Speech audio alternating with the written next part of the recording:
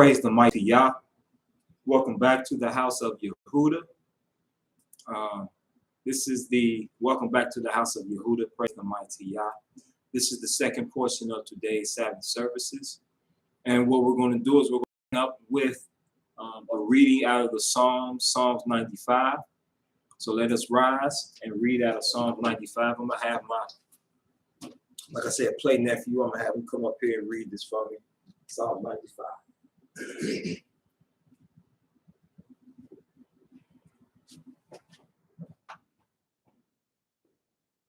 Hallelujah. Hallelujah. Oh, come. Let us sing unto the Almighty. Let us make a joyful noise to the rock of our salvation. Let us come before his presence with thanksgiving and make a joyful noise unto him with psalms. For the Almighty is great, is a great Elohim, and a great king above all deities. In his hand are the deep places of the earth. The strength of the hills is his also. The sea is his, and he made it, and his hands formed the dry land. Oh, come, let us worship and bow down. Let us kneel before the Almighty, our Maker. For he is our Elohim, and we are the people of his pasture, and the sheep of his hand. Today, if ye will hear his voice, harden not your heart, as in the provocation, and as in the day of temptation in the wilderness, when your fathers tempt me, prove me, and saw my work. 40 years long was I grieved with this generation, and said, it is a people that do err in their heart, and they have not known my ways, unto whom I swear in my wrath, that they should not enter into my rest. Hallelujah. Hallelujah.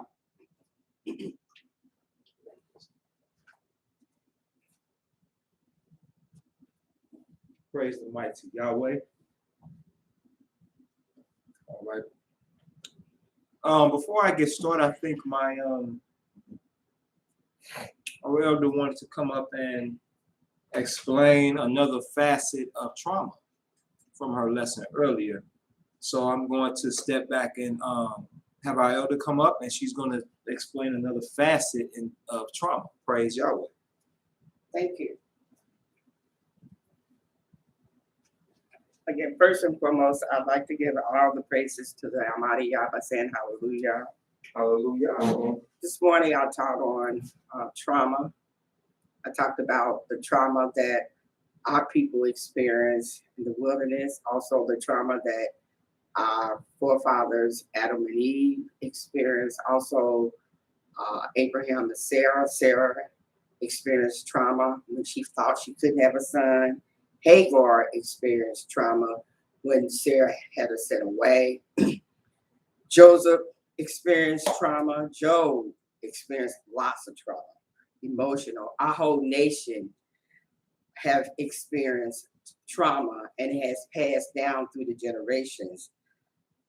One thing that I didn't mention, even though trauma is a negative thing that all of us have experienced, we can turn a negative trauma into a positive trauma, which is what I want to talk about. Just because something happened to you in your life, it don't mean that you have to follow that pattern. Myself, I just use myself as an example. I grew up in a home where there was smoking, drinking, cursing, and me as a child, I was traumatized with that. And when I got married, I told myself, I don't want that for my family. So when I raised my children. I was a young bride at 17, but I knew what I wanted and what I didn't want. And I met my husband, and we came together, and we had positive things that we wanted to do with our family. I raised my family in a home where there was no cursing. When I say no cursing, there was no cursing. There was no alcohol, none at all.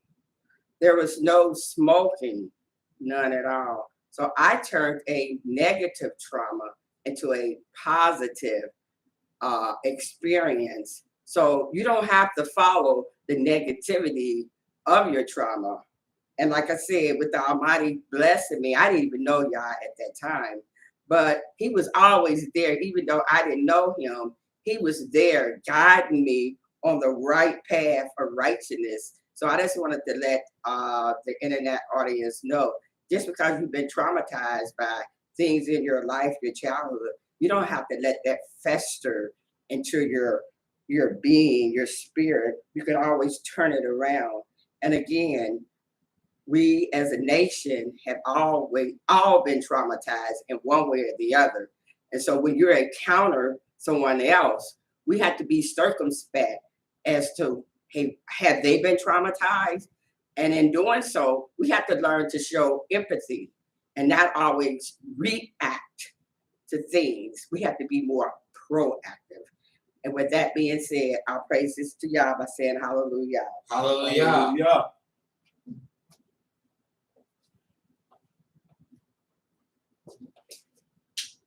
Proactive as opposed to reactive. You know, a lot of times, giving Yah glory and praise, you know, a lot of times we lead with emotion. And emotion sometimes it supersedes logic. And due to emotion, it causes us to do things and things that are really, you know, that we sometimes will go back and will regret doing. So when it comes to, you know, with Elder Nessa's lesson on trauma, this is something that we're all suffering from. This is something that I don't care how much money you make or how pretty you are or how much you may be good at this, we're all suffering from trauma. And especially if you are Black, you're struggling with suffering from trauma. And you know what's funny is, not haha funny, but sort of should make you think. All the trauma, that we are going through, we put ourselves through it. Turn to the book of Deuteronomy 28 real quick. I want to show something real quick.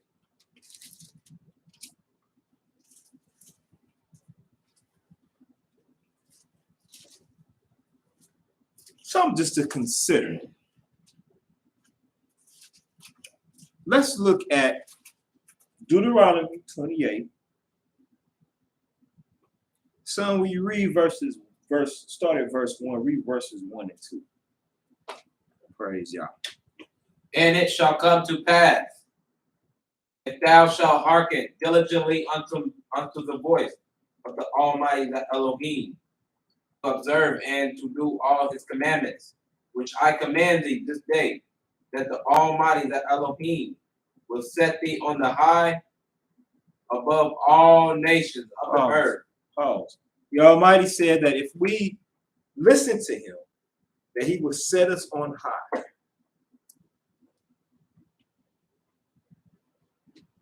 Let's just think about how that high would have been. It would have been such a beautiful high.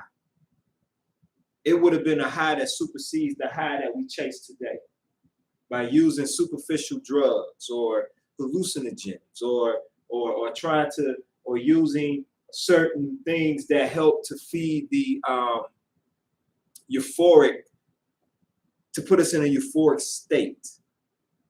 You see, these are the things that we chase today. But could you imagine having a euphoric mindset, having peace, being happy? We just left from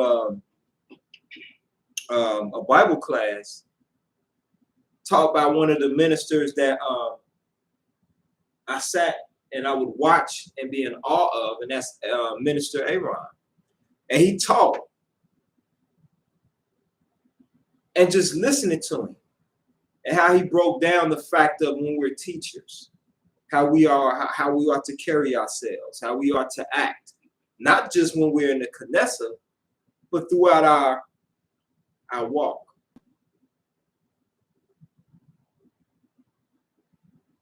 And the thing is, could you imagine being in a state of total bliss, a state of total peace?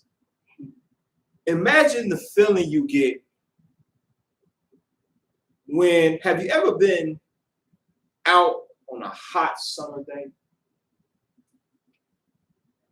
and you're you thirsty, right? You just thirsty. And then as soon as you get home, you see that you left your favorite bottled water or juice in the freezer and it didn't freeze. It left it a little slushy. And you take that juice and for a brief moment,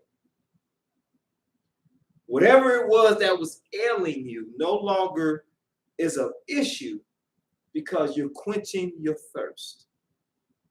Imagine having that throughout life. Everywhere you go is total peace. Not having to deal with the fact of not having to tell the people they're great, but when you wake up, you know you're great.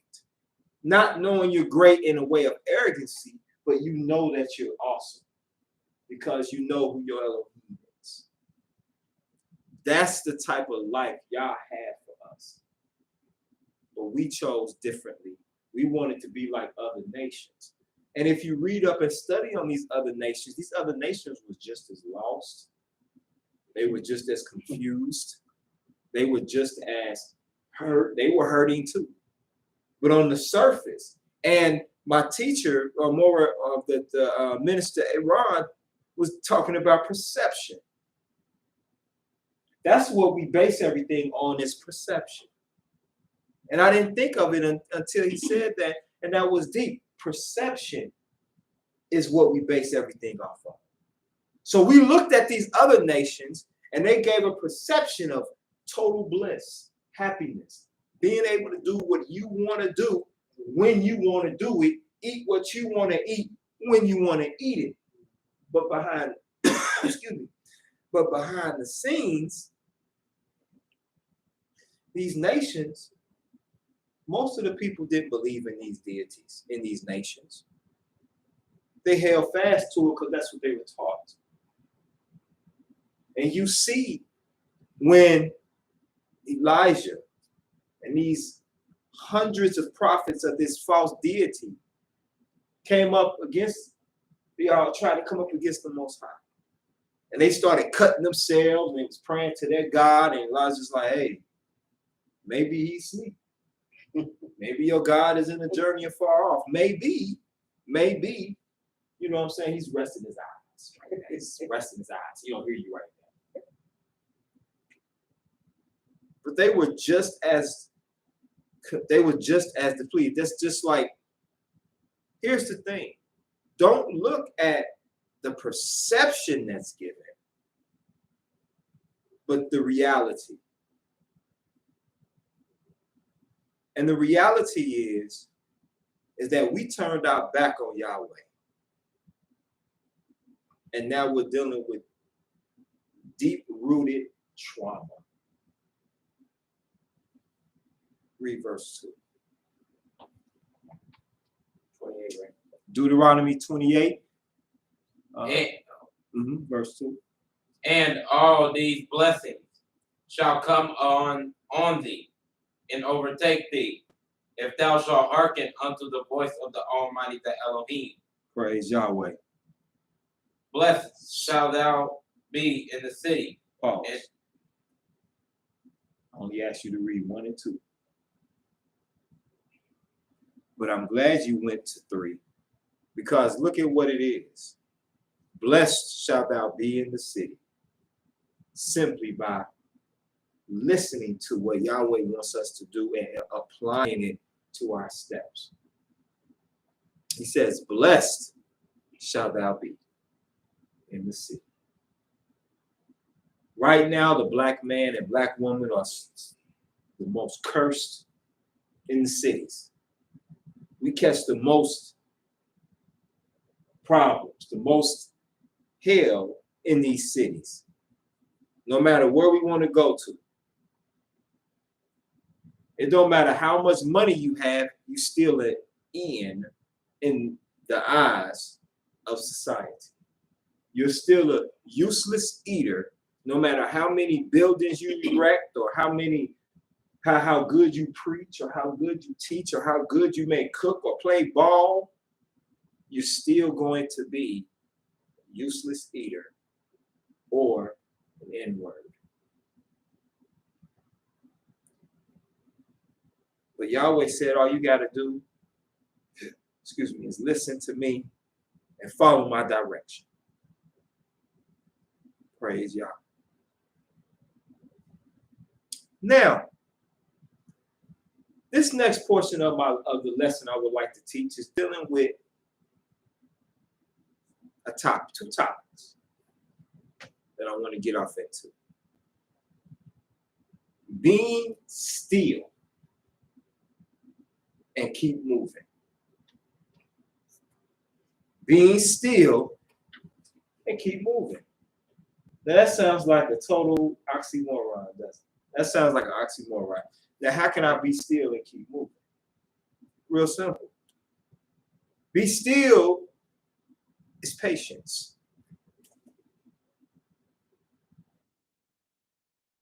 Be still could mean physically being still.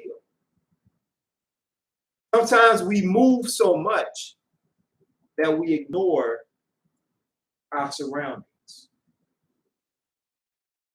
So in other words, when you are an athlete, let's say you run track. When you're running track, you're sprinting up the field on the track. Because your focus is narrowed to the finish line, you don't see that over here somebody getting shot. You don't see that somebody over here is being attacked. You don't see over here, you don't notice them selling t-shirts over here, or somebody's car is not starting over here, because you're not focused on that, because you're moving. You're moving, and you totally zone out everything else. Well, that's a race. And that's a race that has a purpose. And the purpose is to start and then get to the finish line. But when it comes to life, sometimes it's okay to just be still. And we're going to talk about that. I was listening to something this week at work, and I want to share it with the viewers, those that are listening. I want to share it with y'all. This man said that there was a homeless woman who walked around with headphones on. Like she was listening to music, but it wasn't hooked up to nothing. She just had the headphones on. So the guy went over to her to kind of mock her. And he went up to her and said, "Hey, what you listening to?" Now, of course, the woman said she was listening to JC, and he kind of joked around that. But this is what hit. This is what really stood out. She says to him, she says, let me see, I wrote the quote down. I don't even want to mess it up. Let me see if I got it up here with me. I should have it up here with me. It was such a profound quote that I just was like, man, let me write that down and let me bring that to the attention of the congregation.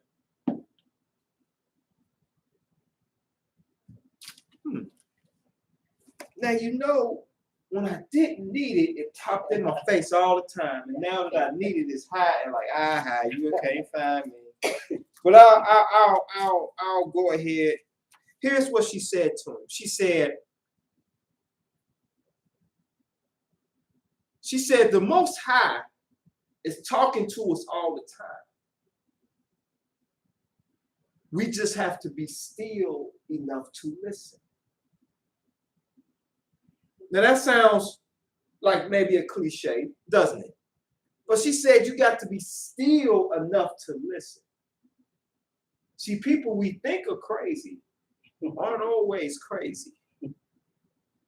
Sometimes it's the people that we look at that say, well, they couldn't be crazy. Usually are the ones that's the crazy ones. But this lady hit with, when she said it, I said, wow. When he repeated what she said, I said, wow. I had to write the quote down. But that's basically what she was saying, that the Almighty talks to us all the time. But you just got to be still to listen. Wake up. You just got to be still to listen.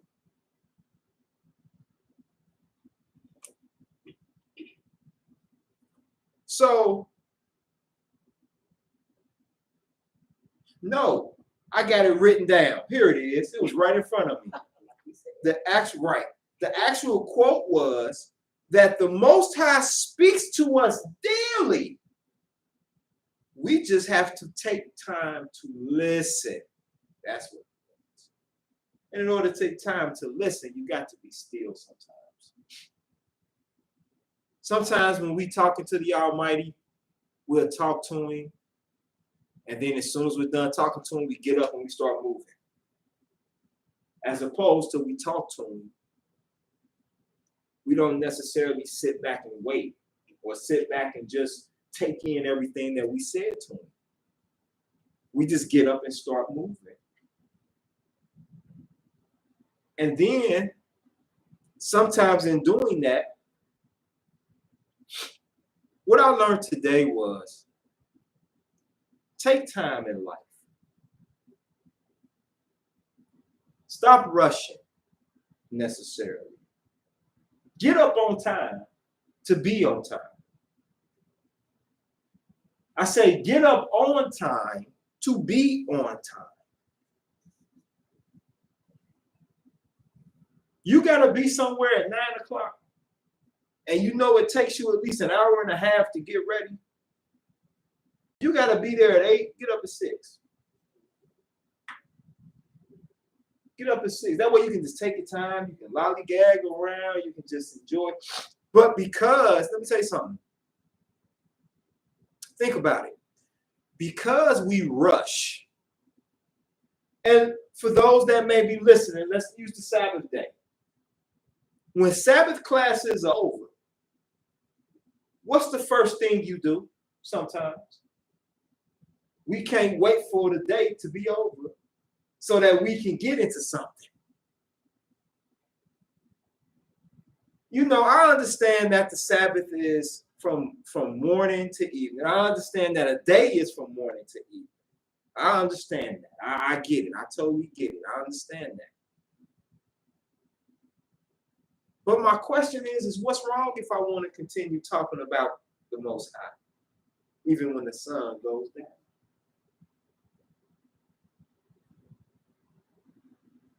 See, sometimes we rush so much that goodness just slips through our fingers. So be still, but keep moving. Keep moving in the direction of a straight path. Keep moving in the direction that has a light at the end of the tunnel in the midst of a world of darkness. Keep moving. But I know it sounds like I'm contradicting myself. Now, wait a minute now. You want us to be still? You're telling us to move? I'm using it both literally and metaphorically as well. When you're still,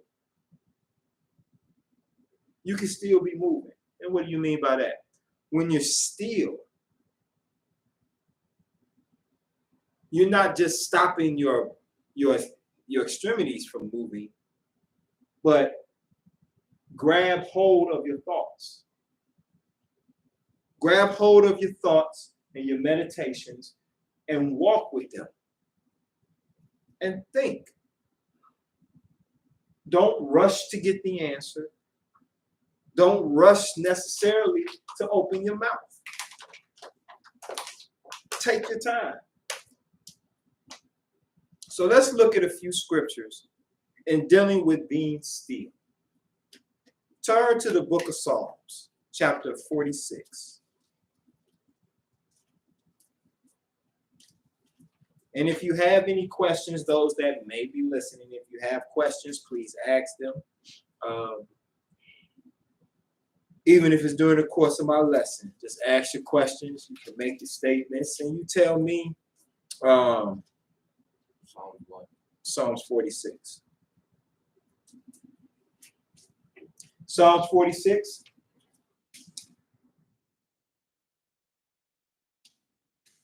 And read verse number 10.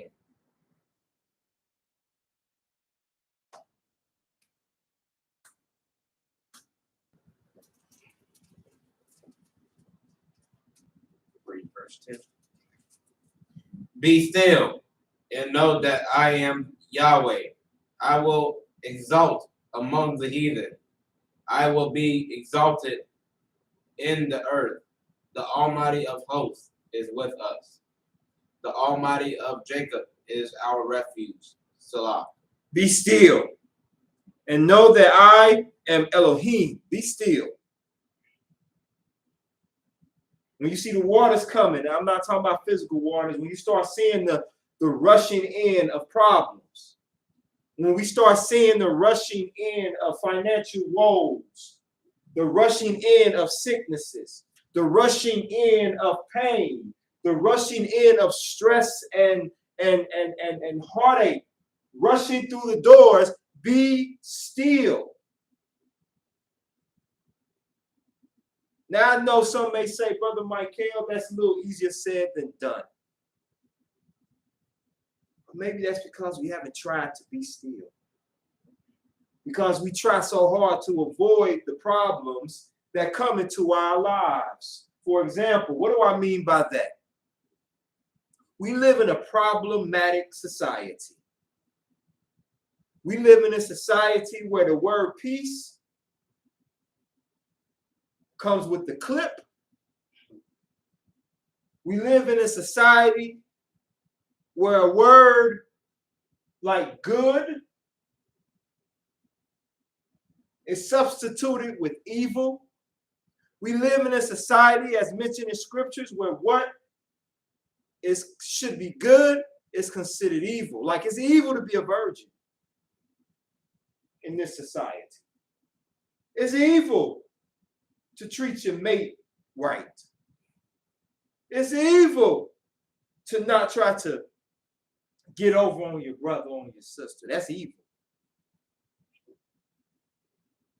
But society will tell you what's good is to be a liar, be a whoremonger, be a whore, be a pagan, be a heathen.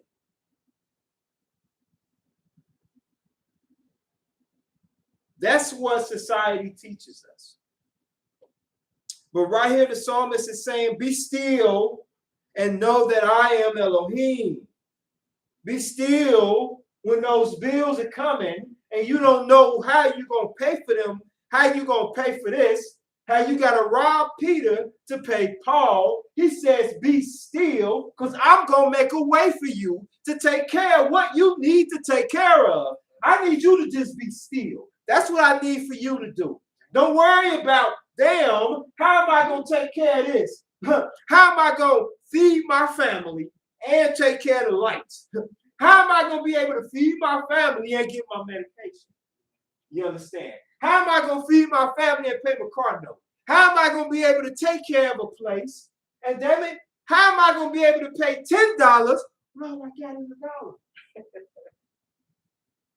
Y'all say, man, the psalmist said, be still and know that I am Elohim. See, the problem is you keep saying, how I? How am I? How am I? How am I? You get hit with a sickness. How am I? You get hit with debt. How am I? You understand? You get married and there are problems in your marriage. Like my excuse me. Excuse me. Like my teacher was talking today. Instead of going, what's wrong with you? You say, no, we're going to fix this problem by addressing what's wrong with me. Right. Not by focusing on your problem, but focusing in on me. What's wrong with me that you upset today? Did I do something to you today? Husband come in growling. Growl at the fish. Growl at the dog. He come in the kitchen. Dinner, you tell him, baby, dinner will be done in about 5 minutes. You ask him, whoa, when he calms down, whoa, did I do something to you? Did I do something? I know some people might be like, nah, hell no, I ain't about to do all that. But maybe that's why a lot of us are single. Maybe that's why a lot of us are divorced. You go in and you say, baby, I want to ask you a question. I know you were upset, but when you came in, because I don't know what happened out there, I can only deal with what you brought into this house. So, baby, did I do something? What did I do to make you upset? 9 times out of 10, or maybe 7 or 8 times out of 10, they may go, it wasn't even you. It was just the fact of what happened outside. It wasn't the dog, it wasn't the fish, and it wasn't even the children. It was the outside influences. There's an African proverb that states that if the enemy within can't hurt you, then the enemy without will do you no harm. And here's the thing that's so deep about that is that a lot of times we internalize so much that when we bring stuff in from the outside, 9 times out of 10, if you cussing at your children, it's not necessarily the fact that it was them. It might be what you was dealing with outside. But the psalmist is saying, be still and know that I am Elohim. There is no I. There is no. Or let me say this. Let me take that back. Let me say this. He is saying, know that I. If you're going to use I, know that I am Elohim. So I just need you to be still. I need you to be still. Be still. When everything is hitting you, boom, boom, and you like, oh my gosh, I'm being pulled here. I'm being pulled there. Oh my goodness, what can I do? The Almighty say, be still. Okay, be still. Now talk to me. And this is something we should practice. When outside influences infiltrate our spirit to the point where we're going to bring war into our own homes, maybe before you cross the threshold of your home, maybe before you do that, sit in your car for a minute and just be still. If you don't drive, take a slow walk down the street if you can. And I said if you can. Sit. If you can't do that, when you get to your house, sit on your front porch for a minute. Somebody come outside, hey baby, tell them, hold on. Tell them, I just need to be still. and explain to them what you mean, so that the next time you come on the house and you sitting on the porch and somebody want, hey, I just need to be still. They'll know, oh, he's dealing with something, or she dealing with something. I just need to be still. Yes, ma'am. Go ahead. Hello. Sure. Okay. All right. Now let's turn to the book of Psalms, chapter 4.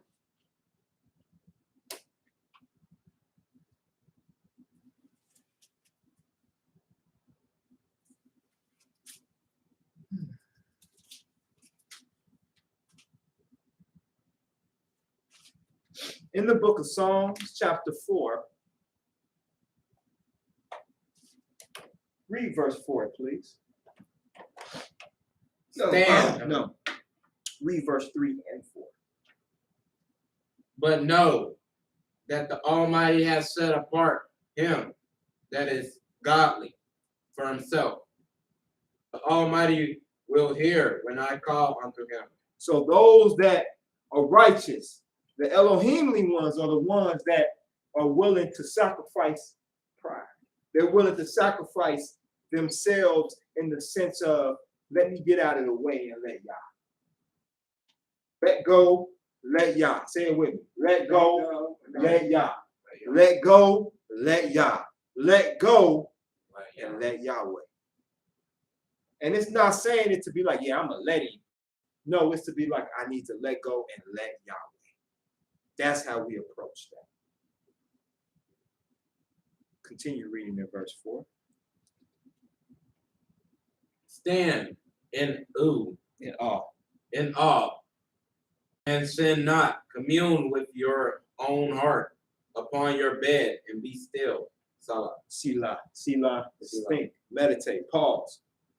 Listen. He says, think on your own. Think. Look. Check this out. He says, stand in awe and sin not. Commune with your own heart. Stop worrying. That's the scripture right there. To go along with what my teacher said, Moray Aaron, when he said, take time away from you, you separate yourself, and you go this way, I'm going to go this way, and I'm going to sit, and I'm going to think about maybe there was some things that I did that may have caused this turmoil in my home.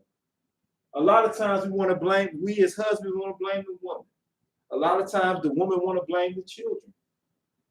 There's a lot of blaming, but there's not a lot of healing.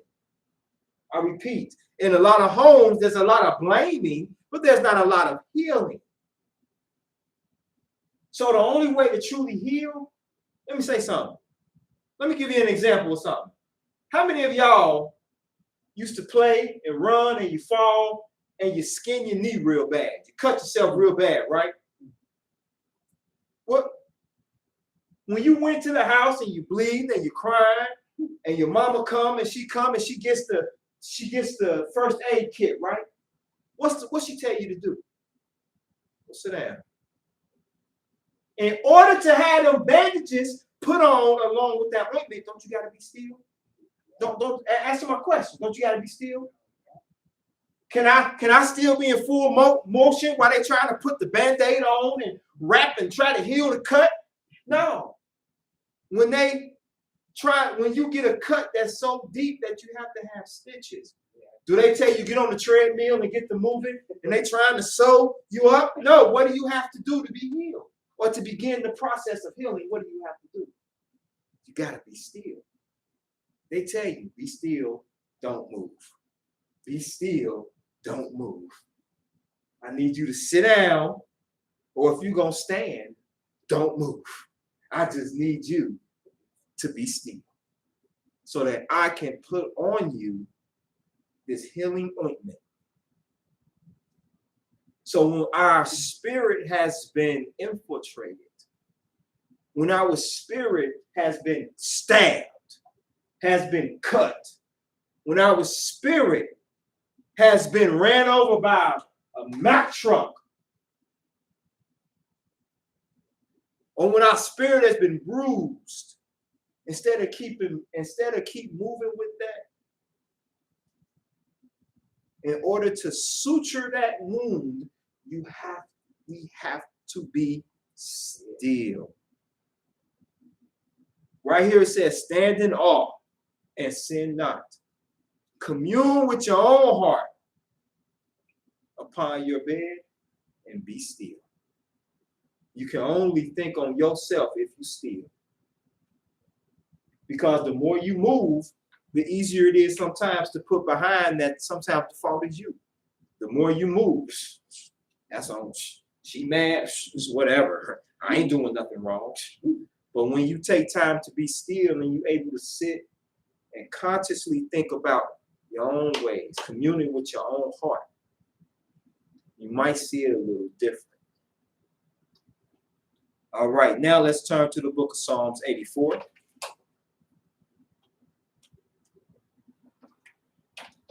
Turn to the book of Psalms, chapter 84.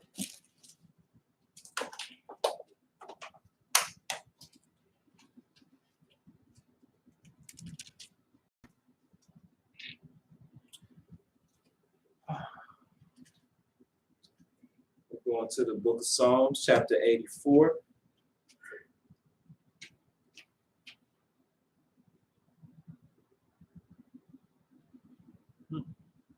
Read verse 4, please. Blessed are they that dwell in thy house.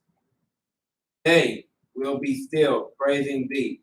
Salah. There you go. When it says, blessed are they that dwell in thy house,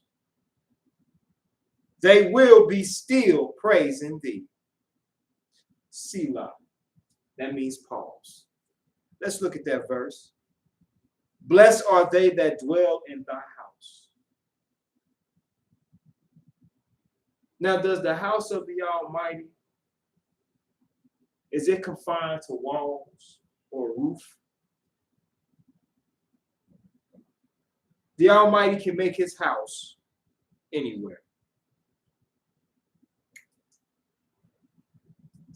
Is this the excuse that people use when they don't go to Bible class? When they say, the house of Yahweh is everywhere. Because I'm here to tell you that no, I'm not saying the house of Yahweh is everywhere. But Yahweh can make his house everywhere. And what I mean by that is the Almighty can pick and choose. Let me explain something. If you don't understand, type it in and I'll explain it again. When it says, blessed are they that dwell in thy house. Blessed are they that dwell within Yahweh. Because I'm going to tell you something. If we truly dwell in the house of Yahweh, our Knesset will be full. And you would say, well, what you mean, brother? Because in dwelling in the house of Yahweh, in his house, that means we have to put aside our own ideologies.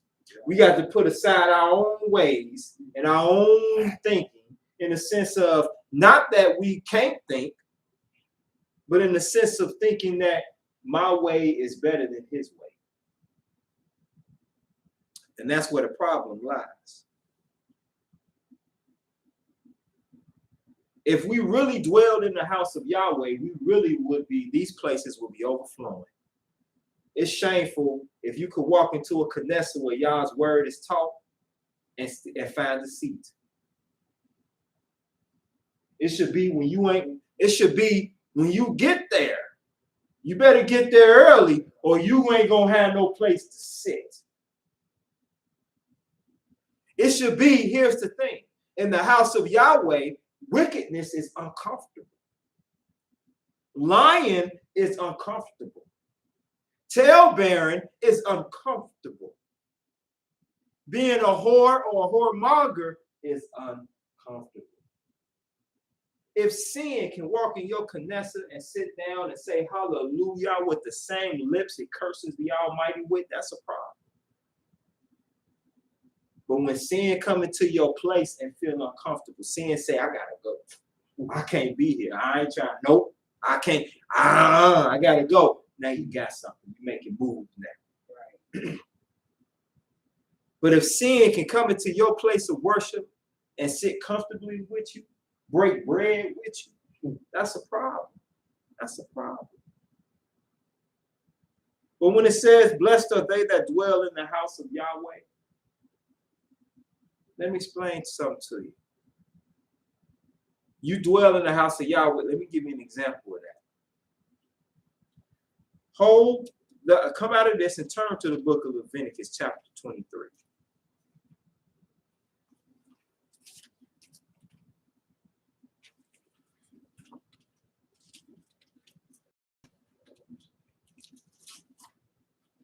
Turn to the book of Leviticus 23.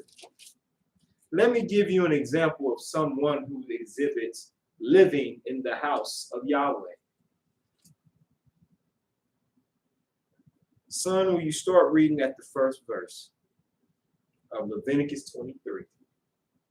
And Yahweh and the Almighty spake unto Moses, saying, Speak unto the children of Israel, and say unto them concerning the feasts of the Almighty, which ye shall proclaim to be holy convocations. Even these are my feasts. 6 days shall work be done, but the seventh day is the Sabbath of rest and holy convocation. Ye shall do no work therein. It is the Sabbath of the Almighty in all your dwellings. Pause.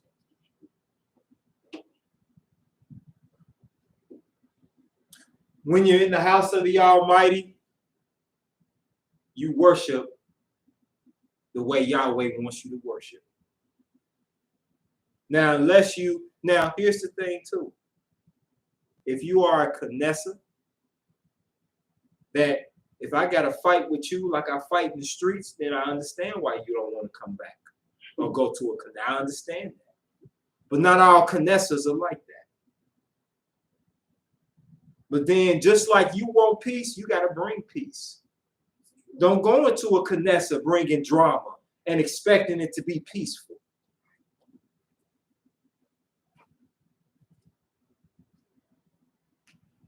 You can't be on no, I'm going to come in and stir the pot and don't expect to get burned. But those that dwell in the house of Yahweh are in the houses at which Yahweh is taught about.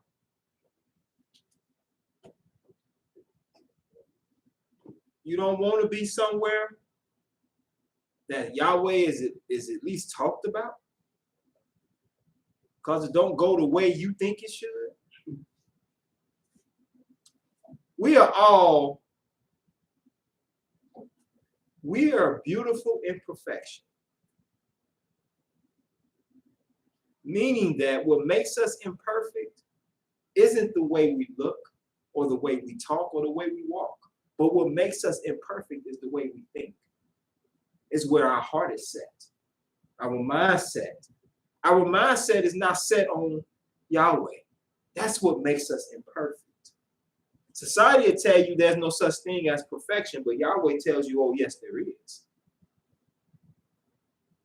When I say that this righteous man is perfect, who eschews evil, why would I say that a man is perfect or to seek perfection if it couldn't be obtained? You understand? Now what I want to do is I want us to go to the book of Isaiah, chapter 42. We were in there a little bit earlier, but let's go back to it. Isaiah chapter 42. If you have any questions or any comments, please share them. Please share your questions or your comments, if there are any.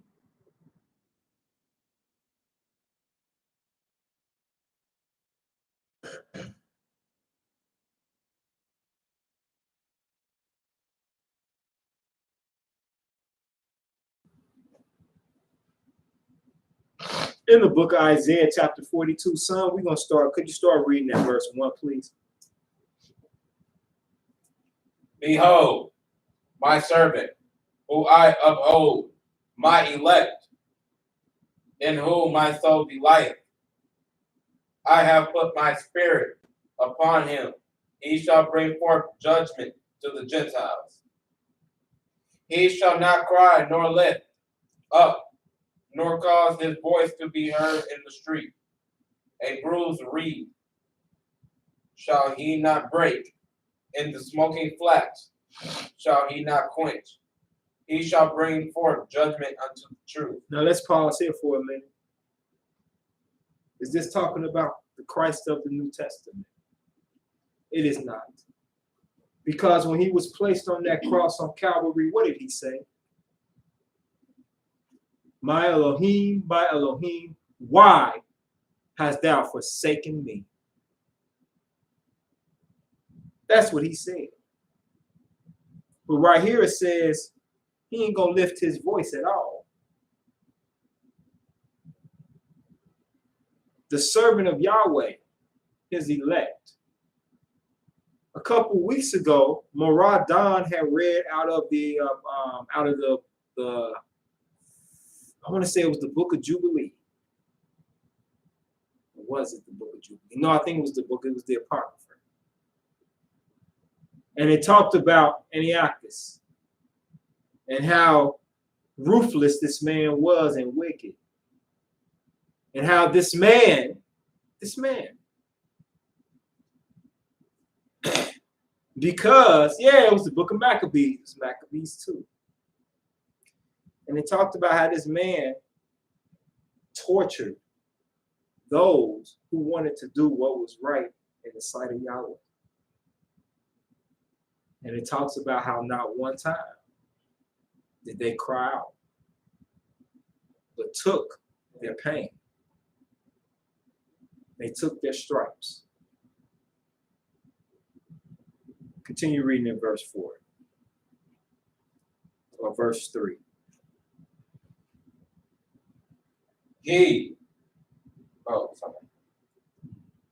Oh, no, it's verse 4. No, I said verse 3. Oh, start back at verse 3.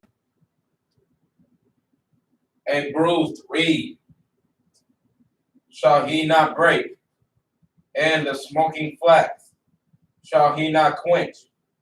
He shall bring forth judgment unto truth. He shall not fail nor be discouraged till he have set judgment in the earth, and the isles shall wait for his law. Thus said Yahweh, the Almighty, he that created the heavens and stretched them out, he that spreadeth forth the earth, and that which cometh out of it, he that giveth breath unto the people upon it, and spirit to them that walk therein. I, the Almighty, have called thee in righteousness, and will hold thy hand, and will keep thee, and give thee for a covenant of the people, for a light of the Gentiles, to open the blind eyes, to bring out the prisoners from the prison, and then that sit in the darkness out of the prison house. I am the Almighty, that is my name, and my glory will I not give to another, neither my praise to graven images. Behold, the former things are come to pass, and new things do I declare. Before they spring forth, I tell you of them. Sing unto the Almighty a new song, and his praise from the end of the earth, ye that go down to the sea, and all that is therein, the isles and the inhabitants thereof. Let the wilderness and the cities thereof lift up their voice. The villages that Kedar do inhabit. Let the inhabitants of the rock sing. Let them shout from the top of the mountains. Now, Kedar is the second son of Ishmael. You want to find out if that's the truth? Hold that and turn to the book of Genesis, chapter 25. Hold this Isaiah and turn to Genesis 25.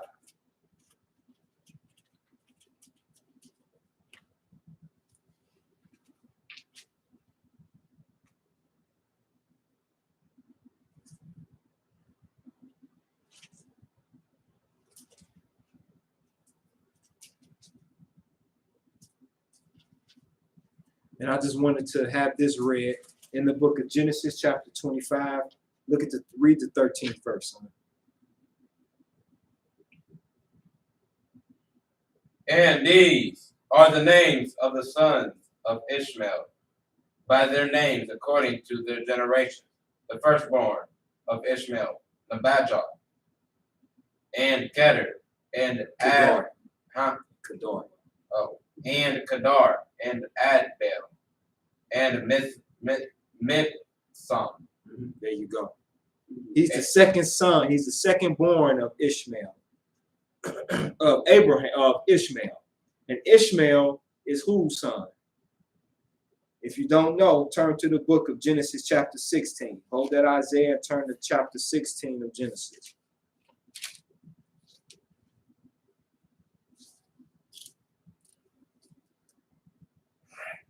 In the book of Genesis chapter 16, we're going to look, I want my man to read the last two verses of Genesis 16. And Hagar bare Abram a son, and Abram called his son's name, which Hagar bare, Ishmael. There you go. We can pause there. So Ishmael is Abraham's son, and Ishmael's son, one of his sons is Kedar. So I just wanted to give that little bit of history or scripture behind who Kedar is. So go back to Isaiah 42 and pick up at verse 12. No, go back to verse 11. Isaiah 42 and go back to verse 11.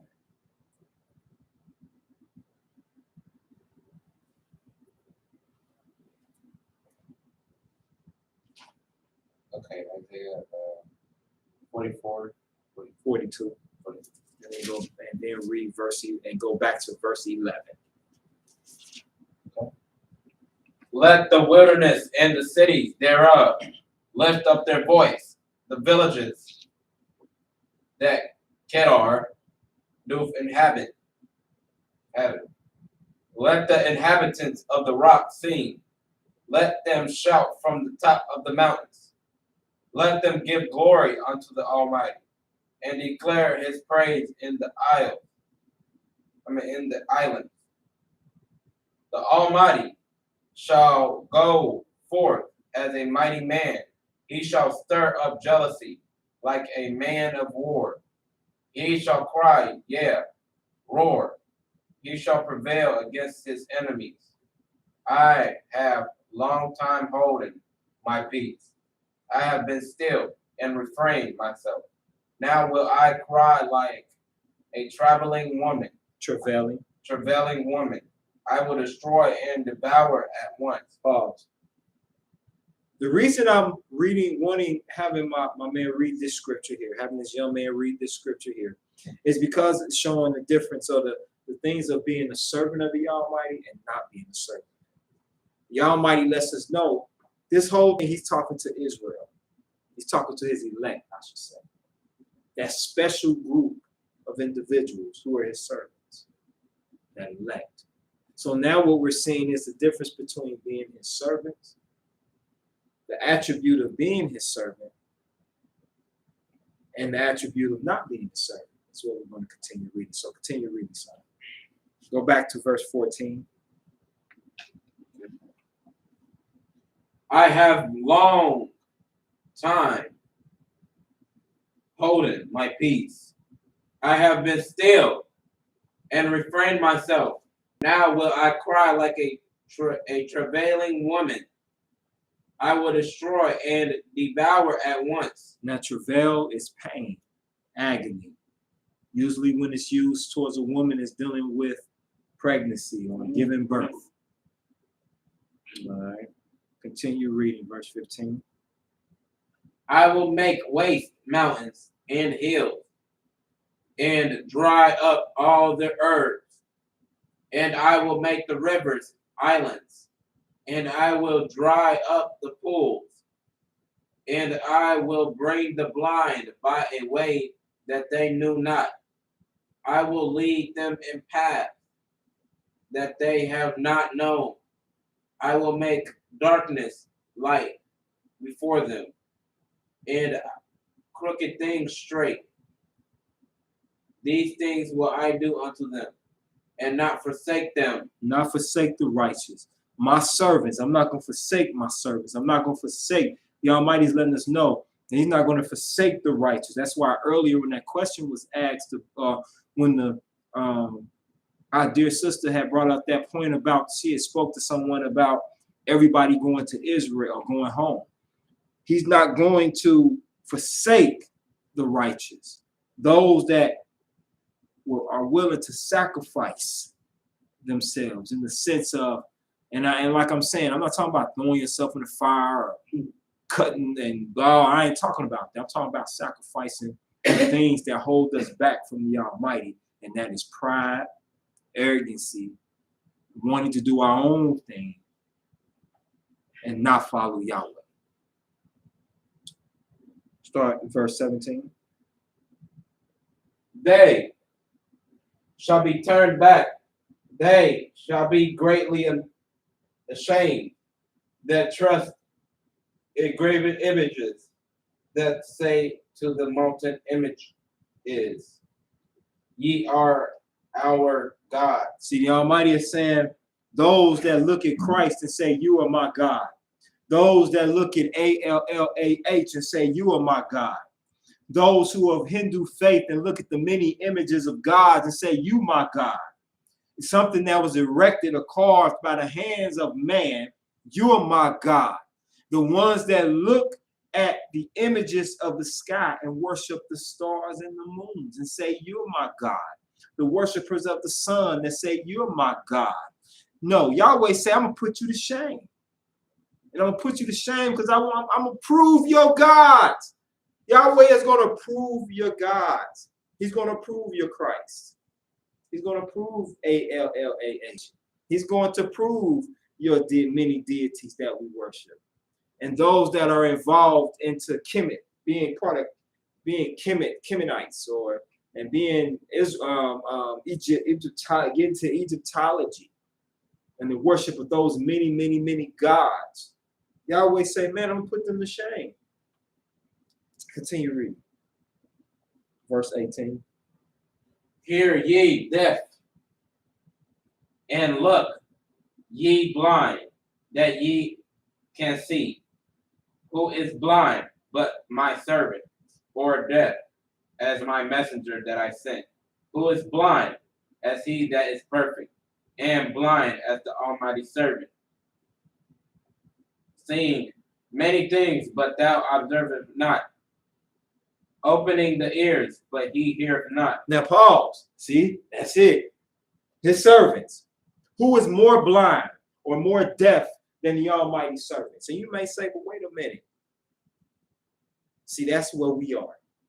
Attribute that to today. Many of us can quote scriptures and spit scriptures out like camels spit. We can quote scriptures from the front of the book to the back of the book. We can quote history and match it up. And we see many things, but observe is not. We study all this. We study the truth, but still don't observe the truth. Many of us have much knowledge of the scriptures. No Hebrew, no Arabic, no all types of different languages, can read these scriptures in many different languages, got about 5 different types of scriptures, maybe more, but still don't observe the message. We just love to teach, but not live by what we teach. Hence, seeing many things, but thou observest not, opening the ears, but hearest not. We'll accept knowledge, but we won't apply it. Verse 21.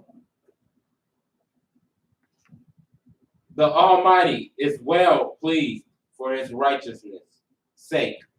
He will magnify the law and make it honorable. But this is a people robbed and spoiled. They are all of them snared in holes, and they are hid in prison houses. They are for a prey, and none delivereth, for a spoil, and none said, restore. That is us. That is us. We are prey for many things. One thing in particular, loan sharks. You want to go to a place and take out a loan for $100. They give you 2 weeks to pay back $5,000. You be like, wait a minute, all I borrowed was $100. Yeah, well, you got a 72% interest rate.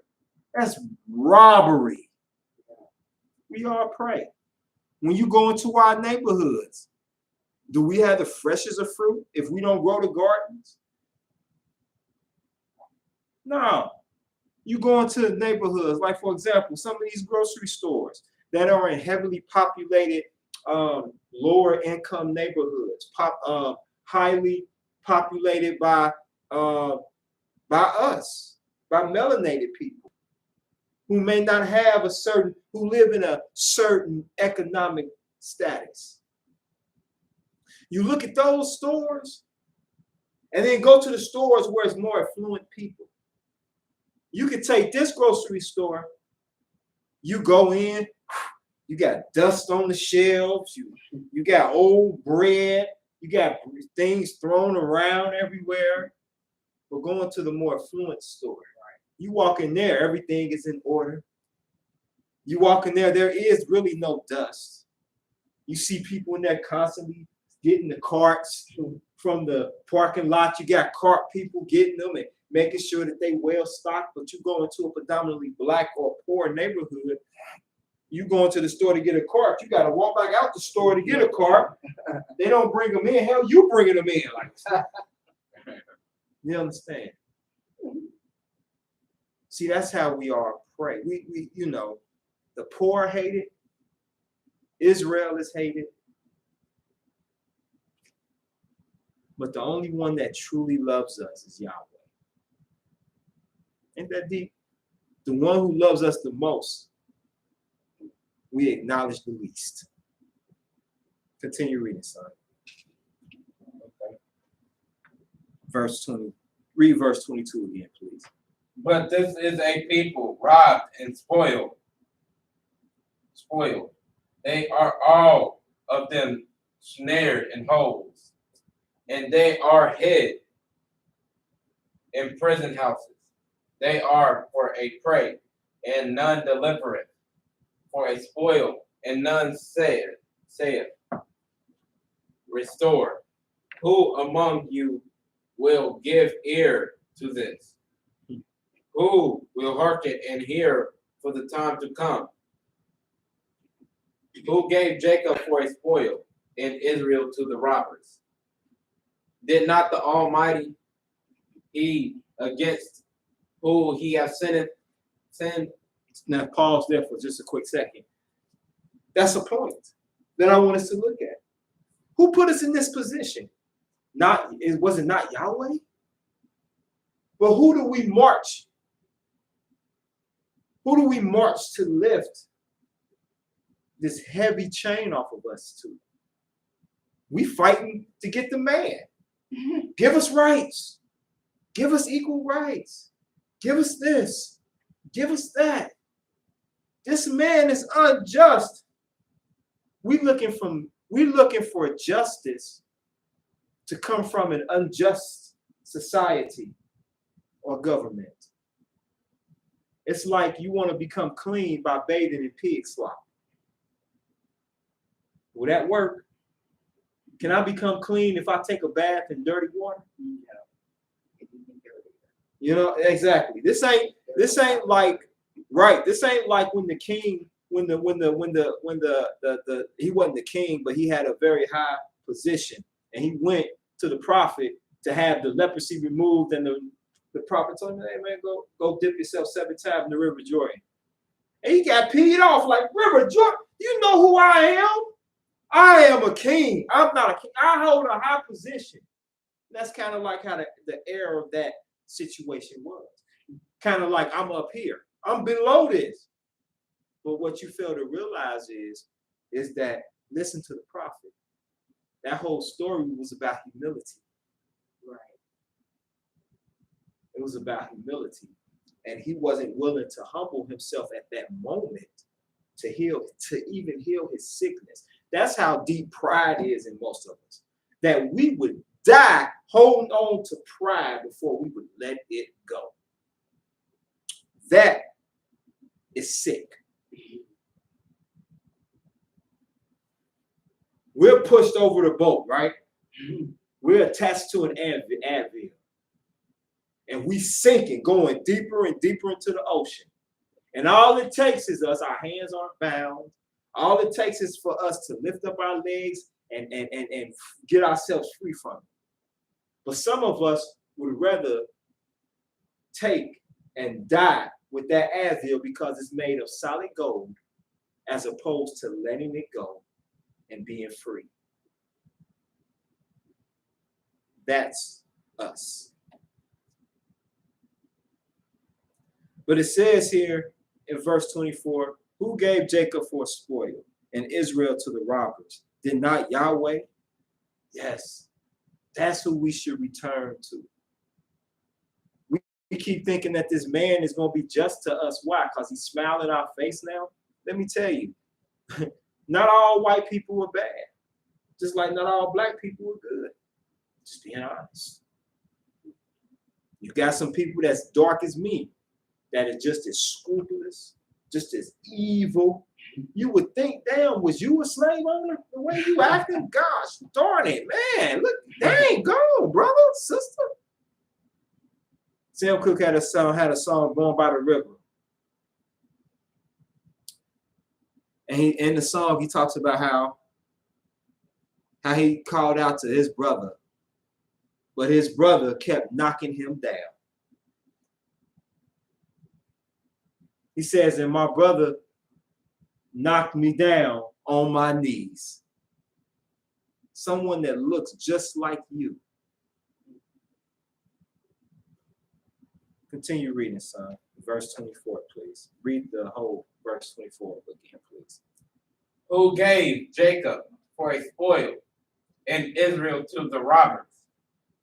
Did the Almighty, he against whom we have sinned? For they would not walk in his ways, neither were they obedient unto his law.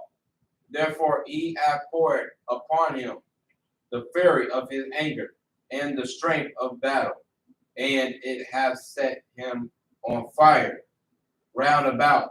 Yet he knew not, and it burned him.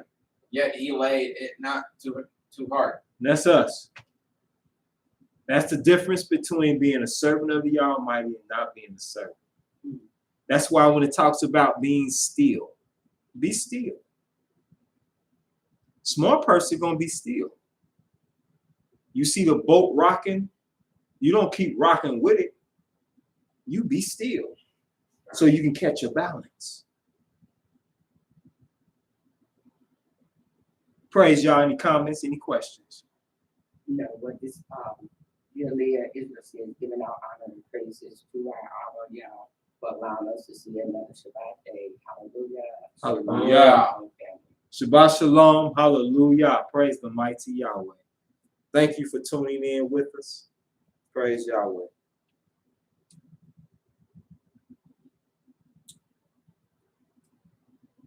So, next, let's talk about holy days.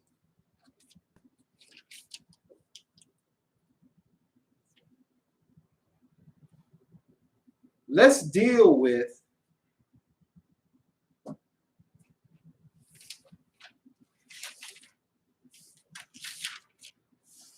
the holy days. Okay. Let's deal with the Day of Atonement. What does atonement mean? Yes, sir. Atonement means basically, an atonement is basically something that washes away your sin.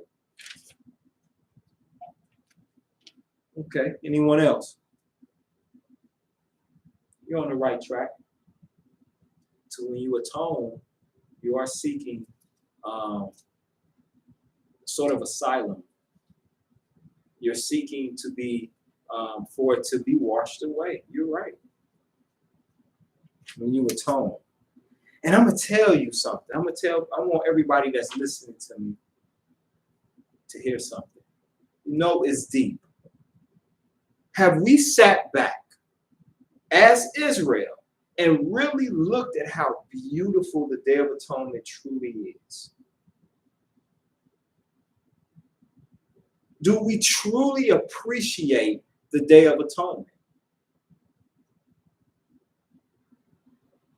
Do we truly appreciate its splendor? Now, is it a day of enjoyment? No, it's not a day of enjoyment. It's a day of reconciling with the Almighty. That's what the Day of Atonement is about. Rebuilding and rebuilding and not restructuring, but rebuilding the breach between us and Him. That is the beauty behind the Day of Atonement. Turn to the book of Leviticus 23.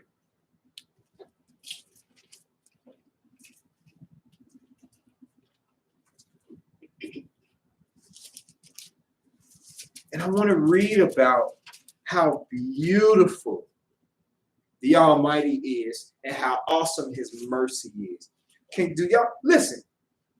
No other God that we've been talked about deals in a day of forgiveness, a day where you can reconcile your issues with the Creator. Not even the deities that Moradon would bring out talked about. And as she stated, like these false gods, we're going around and we want to hold on to Christ. We want to hold on to Him. But what day did He erect to say, hey, instead of it falling all on Him, why don't y'all stop, atone for what y'all did to my father? Maybe if that was the case, Christ would be looked at a little bit different. But He is looked at as the atonement for the sins of the world. But He's not. He's not the atonement for the sins of the world. Here's the thing.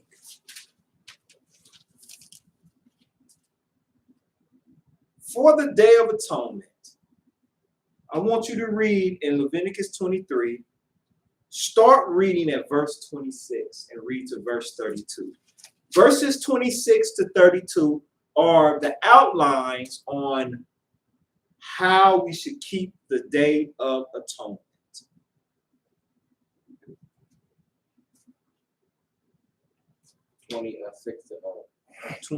26 to 32. But hold on. Now, here's the thing. I'm not going to necessarily use this to condemn anybody who kept the Day of Atonement. Not where I'm going with this. I want to, but that's why there's a time and a season for everything. But instead of condemning, I want to show the beauty in the Day of Atonement and Yahweh's mercy. That's what I want to come out of this lesson here in dealing with this holy day. Start reading at verse 26, please. And the Almighty spake unto Moses, saying, also on the 10th day of this 7th month, there shall be a day of atonement It shall be an holy convocation unto you, and ye shall afflict your soul, and offer an offering made by fire unto the Almighty. Praise Yahweh. I'm sorry. That's right. Read that last verse again. And offer an offering. Read that last sentence again. And offer an offering made by fire unto the Almighty. Praise Yahweh. I apologize. I interrupted you. The 10th day of the 7th month is a day dedicated to reconcile. That's what it is with to atone, to reconcile, to make things right. Now let me ask this question.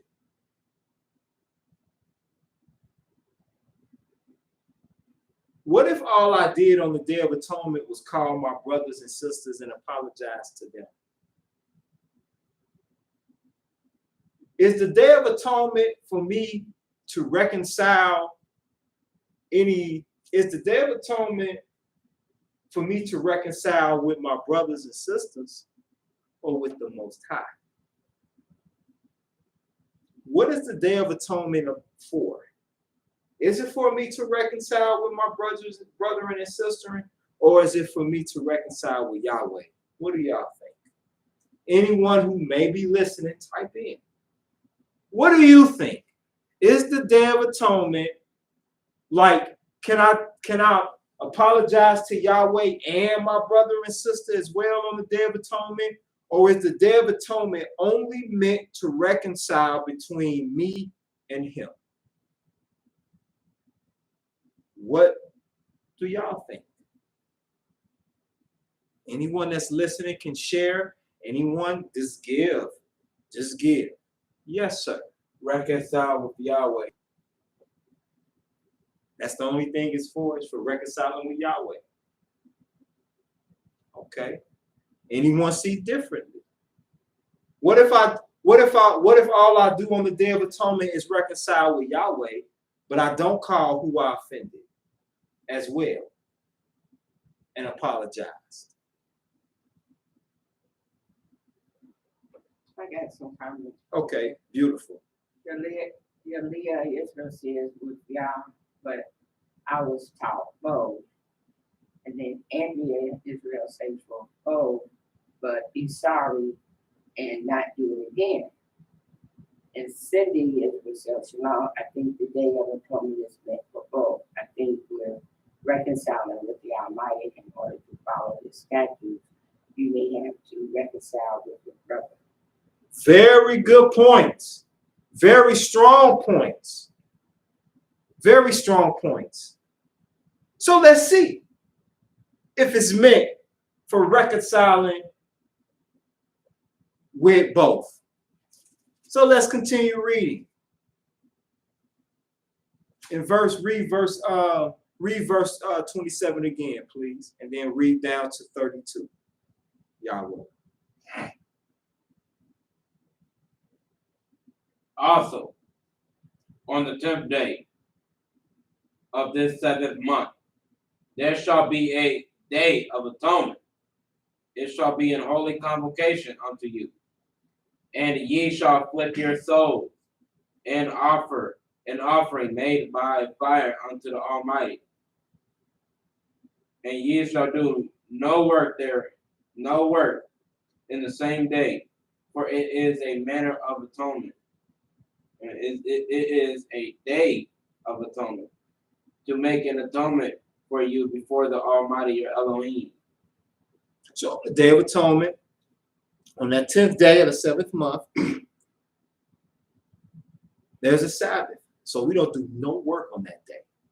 That's a day of affliction, a day we are to afflict ourselves. Continue reading.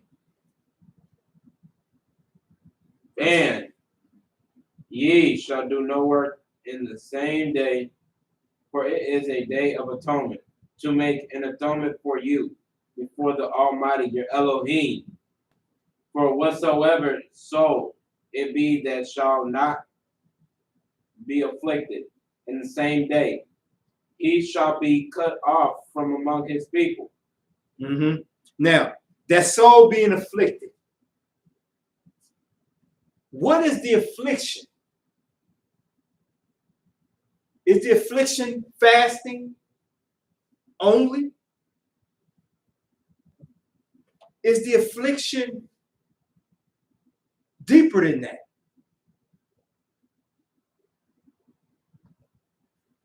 When it talks about the soul being afflicted,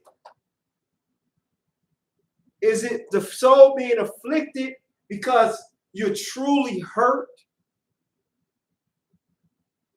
You ever been in love with somebody? I know you have, brother. Been in love with a young lady? And for my beautiful sisters that's listening, have you ever been in love with a man? I mean, you loved him. You did everything for him just about, or for her, for my brothers that may be listening to. You did everything for them, but what happened? They showed you their tail. And they went out and gave what you made for them. When you tried to make them a home, they went out and laid in somebody else's bed, using that as an example. How did that feel? How did that feel to know that another man had been touching on your woman that you worked hard for, that you loved? How did that make you feel as a woman to know that another woman calls your husband and call out her name? How did that make you feel when you found out your mate tasted the fruit of a tree that does not belong to you? That hurt, didn't it? That hurt. Hurt to the point where it draws some to want to take lives, don't it? Whether it's their own or the person that they're angry at. Now, I'm not saying go out and do that. I'm just using this as an example. I want us to listen now. Go ahead, son. You had your hand up. Okay. Let's say if they did. Talk louder, son. Okay. I want them to hear your wisdom. Would you really be wrong for that? It is a death sentence. Would you be wrong for that? Yes, you would, because we can't inflict capital punishment. I know not here, but to the Most High, would it be wrong? Would I get in trouble for that? Yeah. We can't execute capital punishment. The Almighty didn't bring us over here for that. We don't have the right. Seek the peace of the city. That's right. We got to seek the peace of the city. Seeking the peace of the city, unfortunately, you know, that's the thing where you take the life of that person. But here's the thing. We can't instill capital punishment at all. And then think about it. They should be. Exactly. And then think about it. How we gonna want to take the life of our mate when it was the other person? We don't even fool with them. Where's the justice in that? But you know why? You're wise to be like, oh, you gotta go. It's done with us. You can be peed off. But no, because Yahweh didn't bring us over here to not inflict, but he didn't bring us over here to instill any capital punishment. We're here for punishment.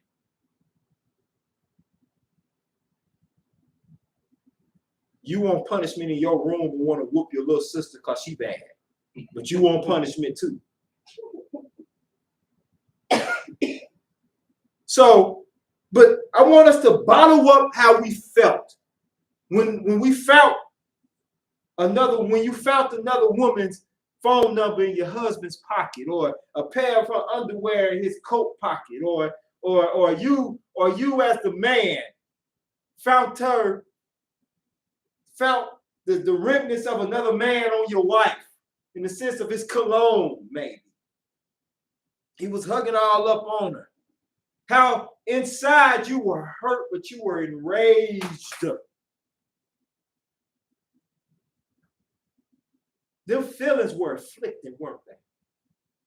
You felt confused. You was like, I work. But baby, why would you do that? Baby, I gave you everything. The wife, I cook. I clean. I do this for you, and you do this to me. The husband, how could you do this to me? What did I do to deserve this? The anger. It was afflicting, wasn't it?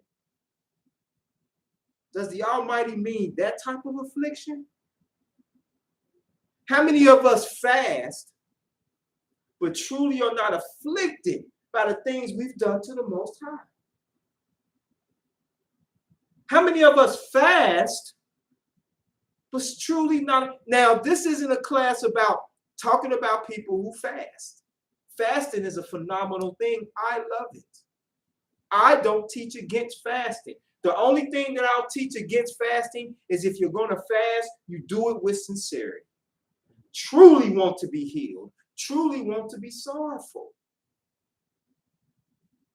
A lot of us use fasting as Christians use Christ. They lean on Christ just like we lean on fasting. Just fasting isn't enough. So when the Almighty is talking about affliction, what type of affliction? No. You know what I see there? And anyone that's listening, send in what you see. But I'm going to tell you what I see.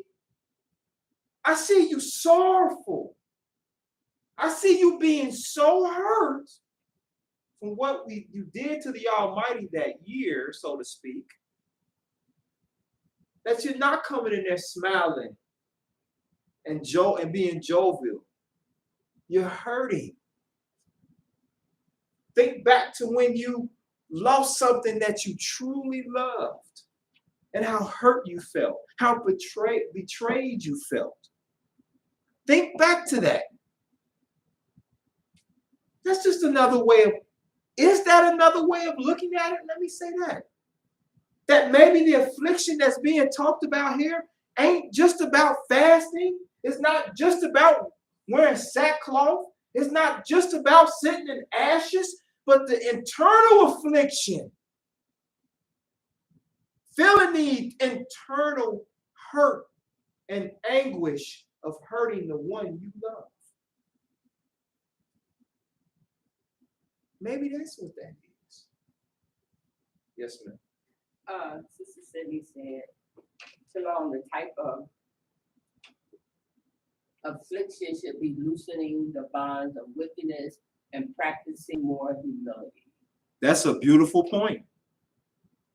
And there's nothing more afflicting than being humble when you don't want to be.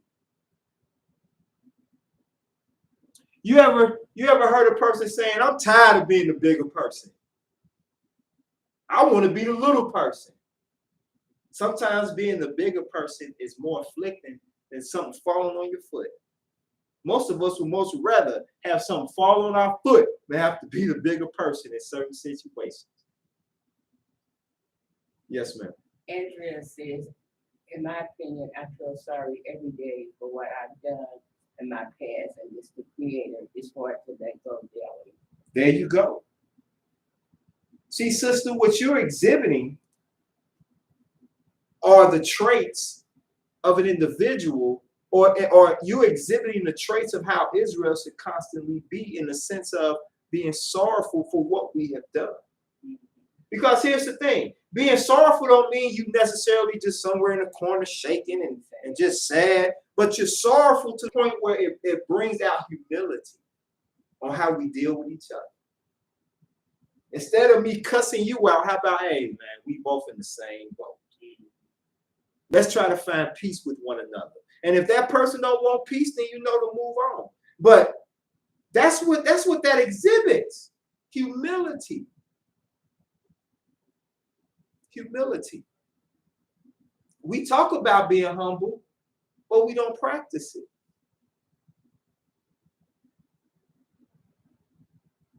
I'm going to tell you one of my big issues out of the many is listening to people. Listening. As soon as somebody say something that I don't like, boom, I'm on it. They be like, damn, can I finish my statement? So I'm working on getting out of that mindset and listening. Because think about it. Somebody walk up to you and be like, You like, you ugly. Your first thought is, I'm ugly. You don't even know me. Then they be like, hold on, let me finish. You ugly because you did something mean the other day. We don't give people an opportunity to explain why they feel the way that they do. We don't, because we're so quick to run to our own defense. But when you're truly humble, like my sister said, being sorrowful every day. That's right. Be in a sorrowful state, not the sorrowful state where you roll up in a ball and die, but be in a sorrowful state so that every step you make, boom, this step here, I'm trying to put a new brick in the bridge that I've broken between me and the Almighty, because I'm using my sorrowfulness as a tool of encouragement to do what's right. Yes, ma'am.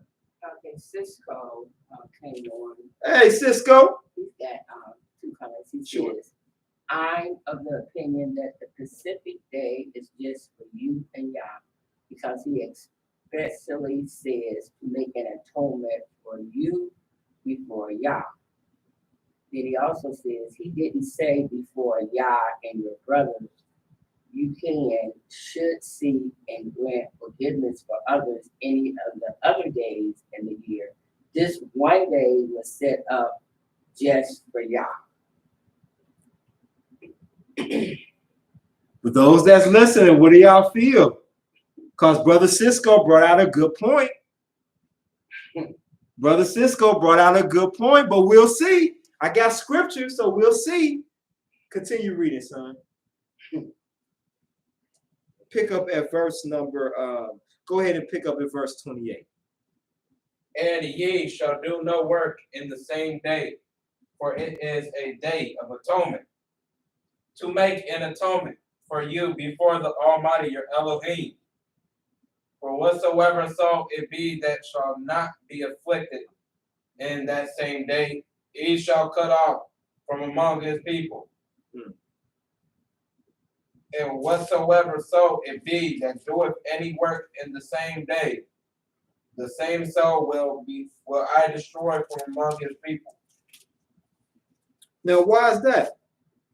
Because this day I want you to focus on your offenses.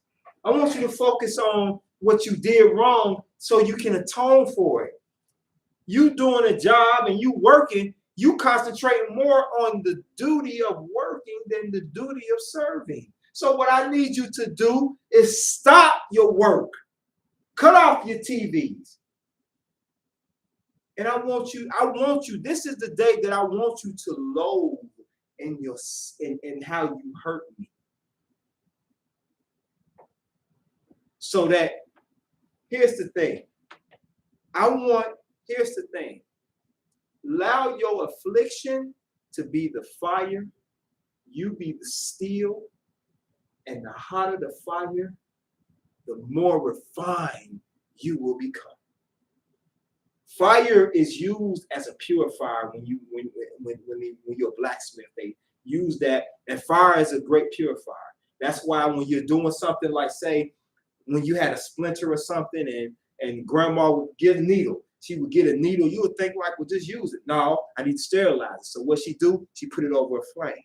She let it cool, and it got in there so that that wound would heal. I like to watch The Equalizer with Denzel Washington. He got shot, right? He had got shot, and this is when he was back at the work in the place where they all came, the little Home Depot place. And he had got shot. What he did was he took a blowtorch and a doorknob. He heated the doorknob up. He heated it up with the blowtorch, took it and placed it right on the wound. That helped sterilize and close it up. Fire is a purifier and a destroyer also. So the affliction is the flames. You are the steel. Go through the flames And if you go through the flames and it's used properly, you'll come out shining. You'll come out this piece of greatness. Continue reading. And whatsoever so it be that doeth any work in that same day, the same soul will I destroy from among his people. Ye shall do no manner of work.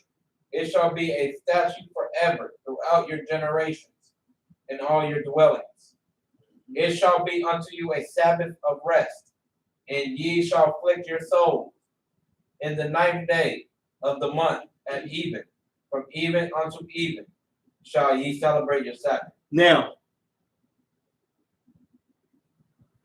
on the 9th day of the 7th month at even is when you start your atonement.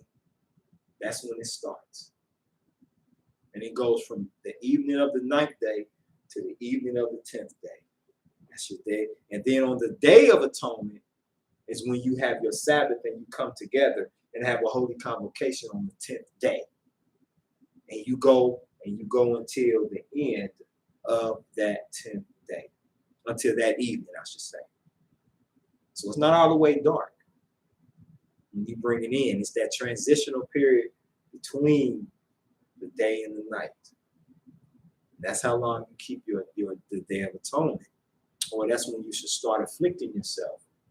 From the evening of the 9th until the evening of the 10th, and the Day of Atonement, to atone for that affliction, is the 10th day.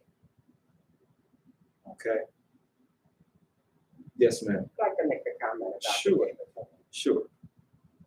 And then I like for maybe whomever is listening, maybe tune on and give me your opinion.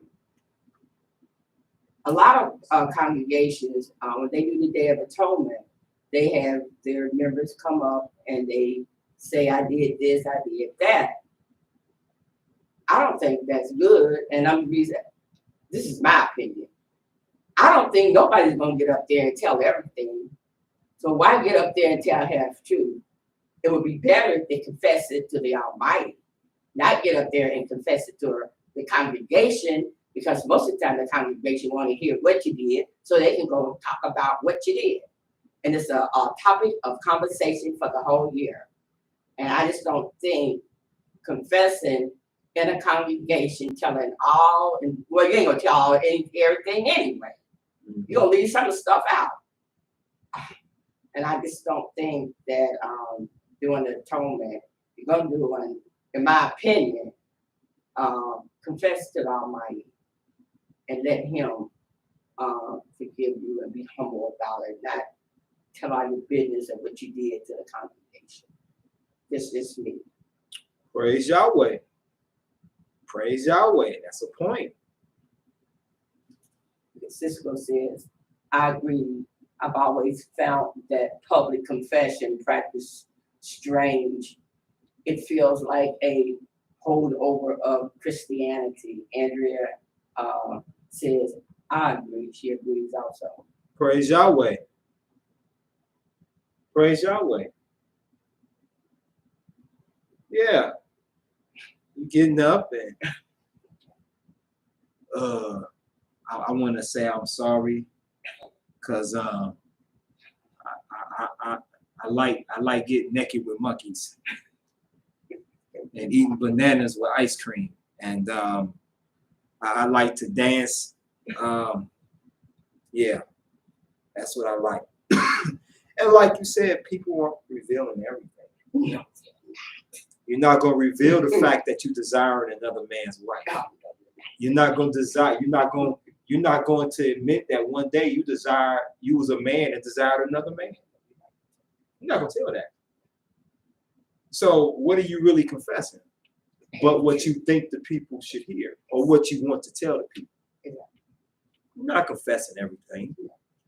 Because if you confessed everything, knowing how our people are, oh boy, oh boy, you would be ostracized. Yes. Oh my goodness. But let's do this. Turn to the book of Leviticus 16. Turn to the book of Leviticus 16.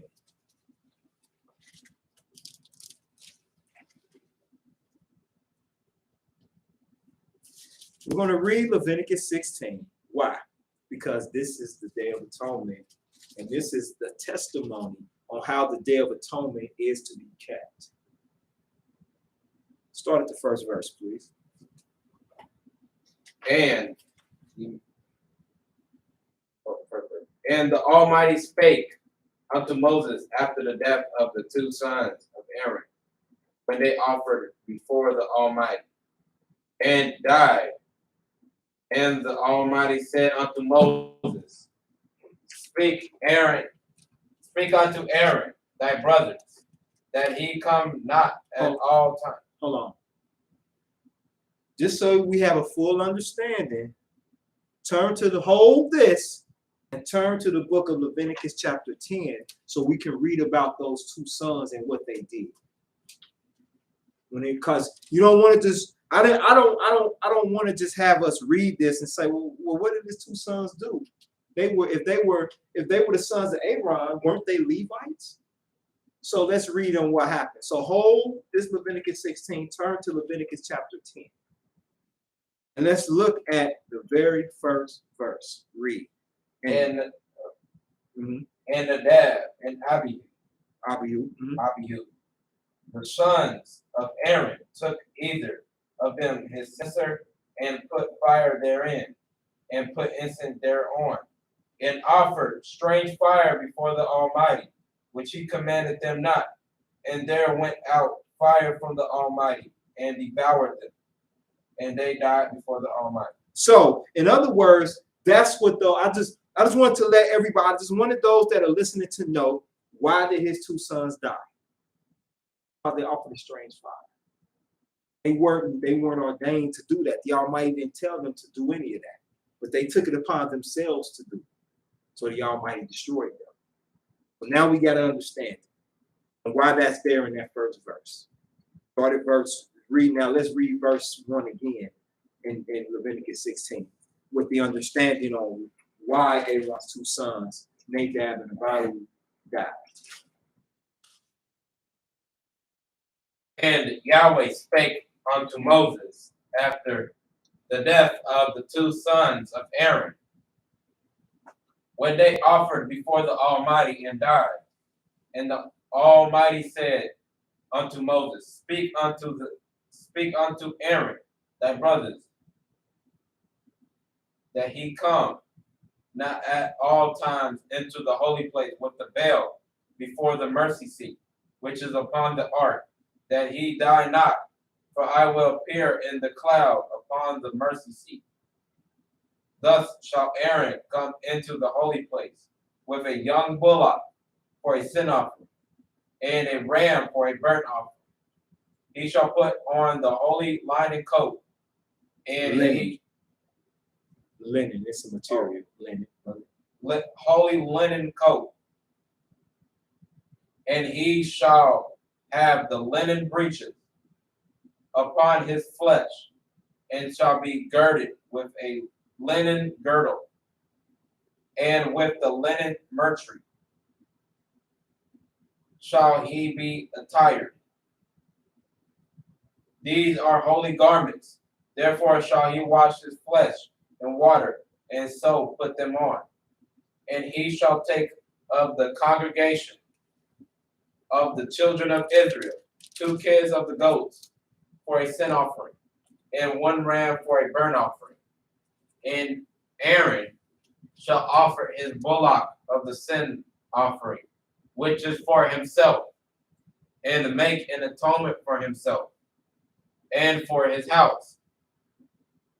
And he shall take the 2 goats and present them before the Almighty at the door of the tabernacle of the congregation.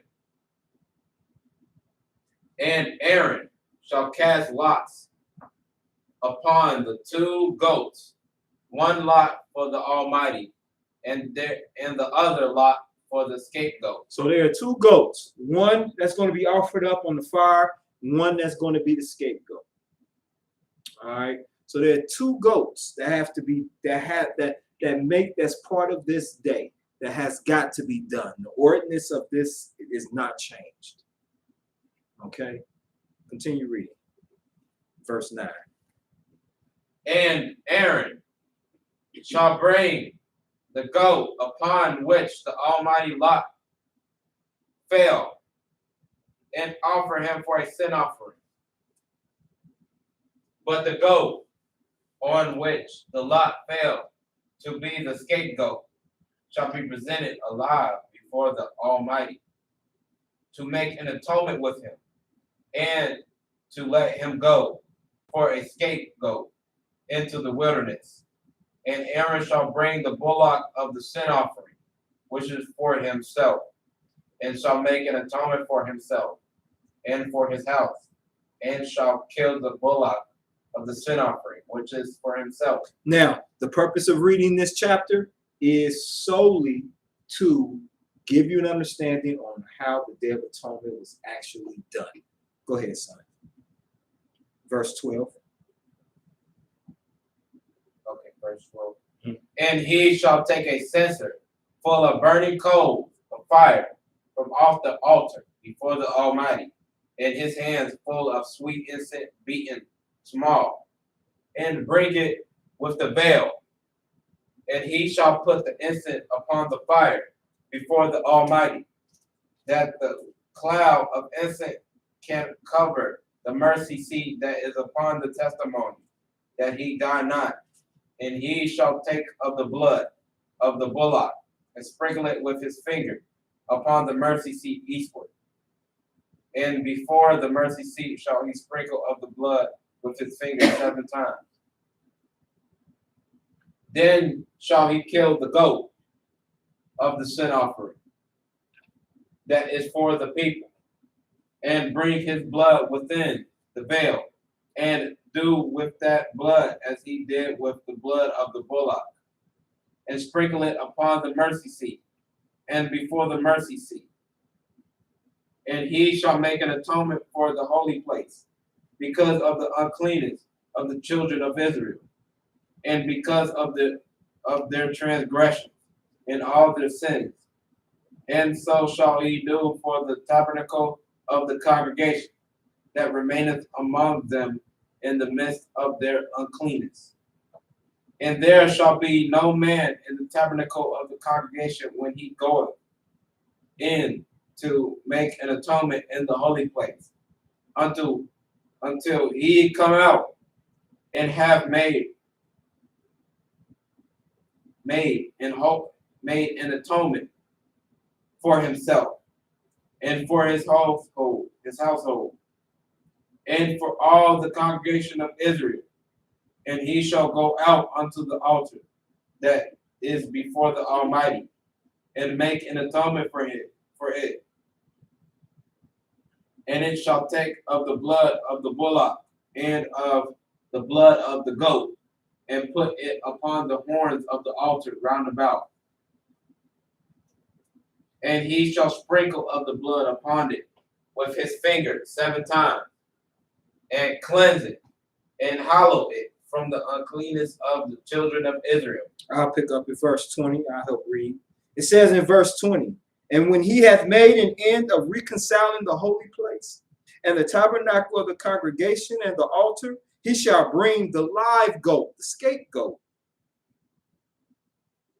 And Aaron, verse 21, shall lay both hands upon the head of the live goat, and confess, and confess over him all the iniquities of the children of Israel, and their transgressions and all their sins, putting them upon the head of the goat, and shall send him away by the hand of a fit man into the wilderness, meaning a healthy man, a strong man, takes this goat to the deep part of the wilderness and let it go, because on the head of this goat are all the sins of Israel. Start at verse 22. And the goat shall bear upon him all their iniquities unto a land not inhabited. And he shall let go the goat in the wilderness. And Aaron shall come into the tabernacle of the congregation, and shall put off the linen garments which he put on when he went into the holy place, and shall leave them there. I'll pick up at 24. And he shall wash his flesh with water. So once he does this first portion of the sacrifice, it says, and he shall wash his flesh with water in the holy place, and put on his garments, and come forth, and offer his burnt offering and the burnt offering of the people, and make an atonement for himself and for the people. And the fat of the sin offering shall be burnt upon the altar. And he that let go the goat for the scapegoat shall wash his clothes. So even him that handled the scapegoat had to wash his clothes, and bathe his flesh in water, and afterward come into the camp.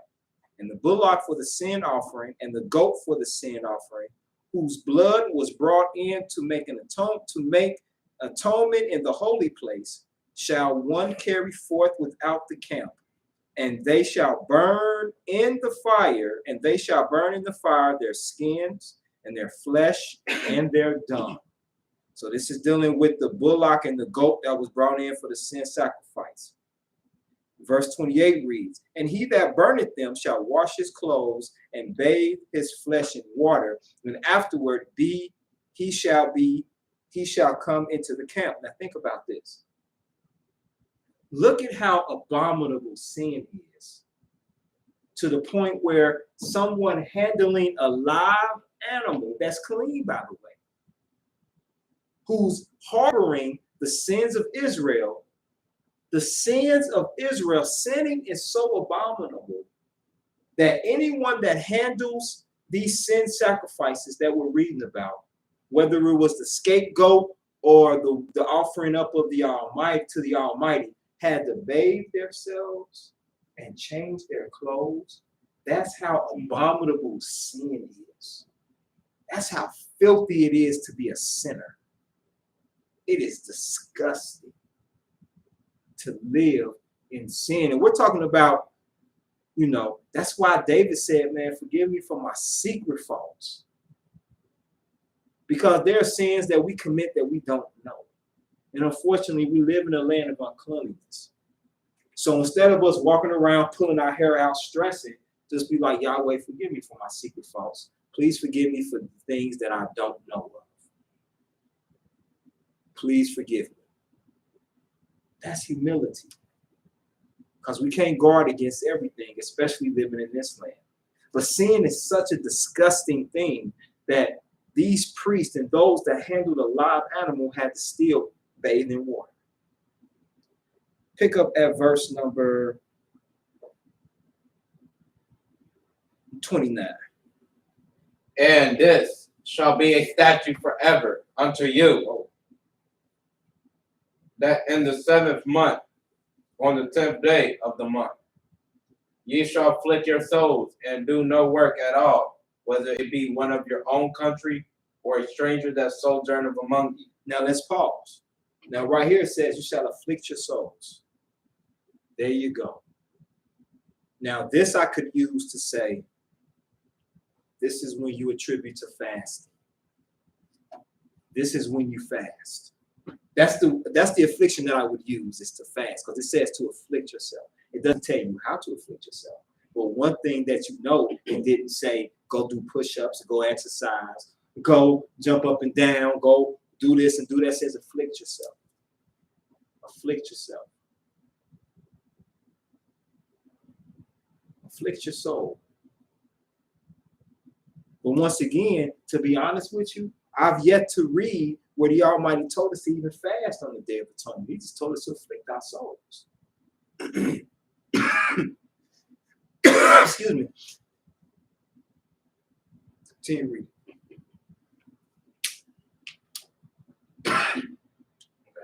Mm-hmm. For that day, I read 29, right? Read it again. And this shall be a statute forever unto you, that in the 7th month, on the 10th day of the month, ye shall afflict your souls and do no work at all, whether it be one of your own country or a stranger that sojourneth among you. For on that day shall the priest make an atonement for you, to cleanse you, that ye can be clean from all your sins before the Almighty. See how we said cleanse you, to be cleansed from sin. You know what? I don't know if you've ever had to carry something heavy, and then eventually when you get a chance to put it down, you feel lighter. That's how sin is. Could you imagine? Could you imagine? Maybe a lot of us are angry because we're so full of crap. And it's no one just have to be poop. It can just be sin. We're so full of sin because sin is a heavy burden to carry. And instead of us letting sin go and being like, okay, let me start repelling this sin, right? Let me start getting this out of my system. Once we get one set of sins out of our system, we presumptuously put more sin in. So for every sin we get rid of, we add 2. So then that makes us bloated. You ever had a stomach ache and when you don't feel good? Excuse me. When you don't feel good, you're angry. You got an attitude. Have a headache. You ever have a headache? Somebody get on your nerves? Normally you would be able to ignore it, but when you don't feel good, you cussing people out, you yelling at them. Get out of my room. Cut that light off. You understand? Continue reading, son. Verse 30. For on that day shall the priest make an atonement for you, to cleanse you, that ye can be clean from all your sins before the Almighty. It shall be a Sabbath of rest unto you, and ye shall afflict your souls by a statute forever. Now, by statute forever, meaning what? This is a statute. How we keep this is how you keep it. There is no, can you really say we're keeping the Day of Atonement if we don't afflict our souls? So now we figure out what affliction is. What is the affliction? Is it just fasting? Is fasting enough? I haven't come across yet where it says don't eat. It just says afflict your soul. Continue reading, verse 32. I'll pick up at verse 32, son. It says, and the priest whom he shall anoint and whom he shall consecrate to minister in the house, in the priest's house, in office, in his father's, stead, shall make the atonement. It says, the priest whom he shall anoint and whom he shall consecrate to minister in the priest's house, in his father's stead, shall make the atonement, and shall put on the linen clothes, even the holy garments. Read verse 33 and 34. And he shall make an atonement for the holy sanctuary, and he shall make an atonement for the tabernacle of the congregation, and for the altar. And he shall make an atonement for the priests, and for all the people of the congregation. And this shall be an everlasting statute unto you, to make an atonement for the children of Israel, for all their sins once a year. And he did as the Almighty commanded Moses. Praise Yah. Everlasting statute means it does not end. This is how the Day of Atonement is supposed to be kept. I didn't read where the people didn't eat or drink. I can't add what's not there. And I can't take away anything. But we need to figure out, afflict your soul. What do you mean by afflicting? We're saying you're supposed to fast, but that's not what the people did here.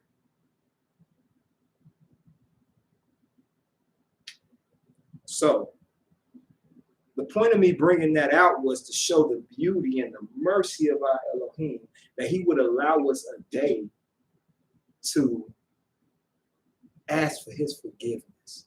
To ask for his forgiveness. He gave us a day to ask for his forgiveness.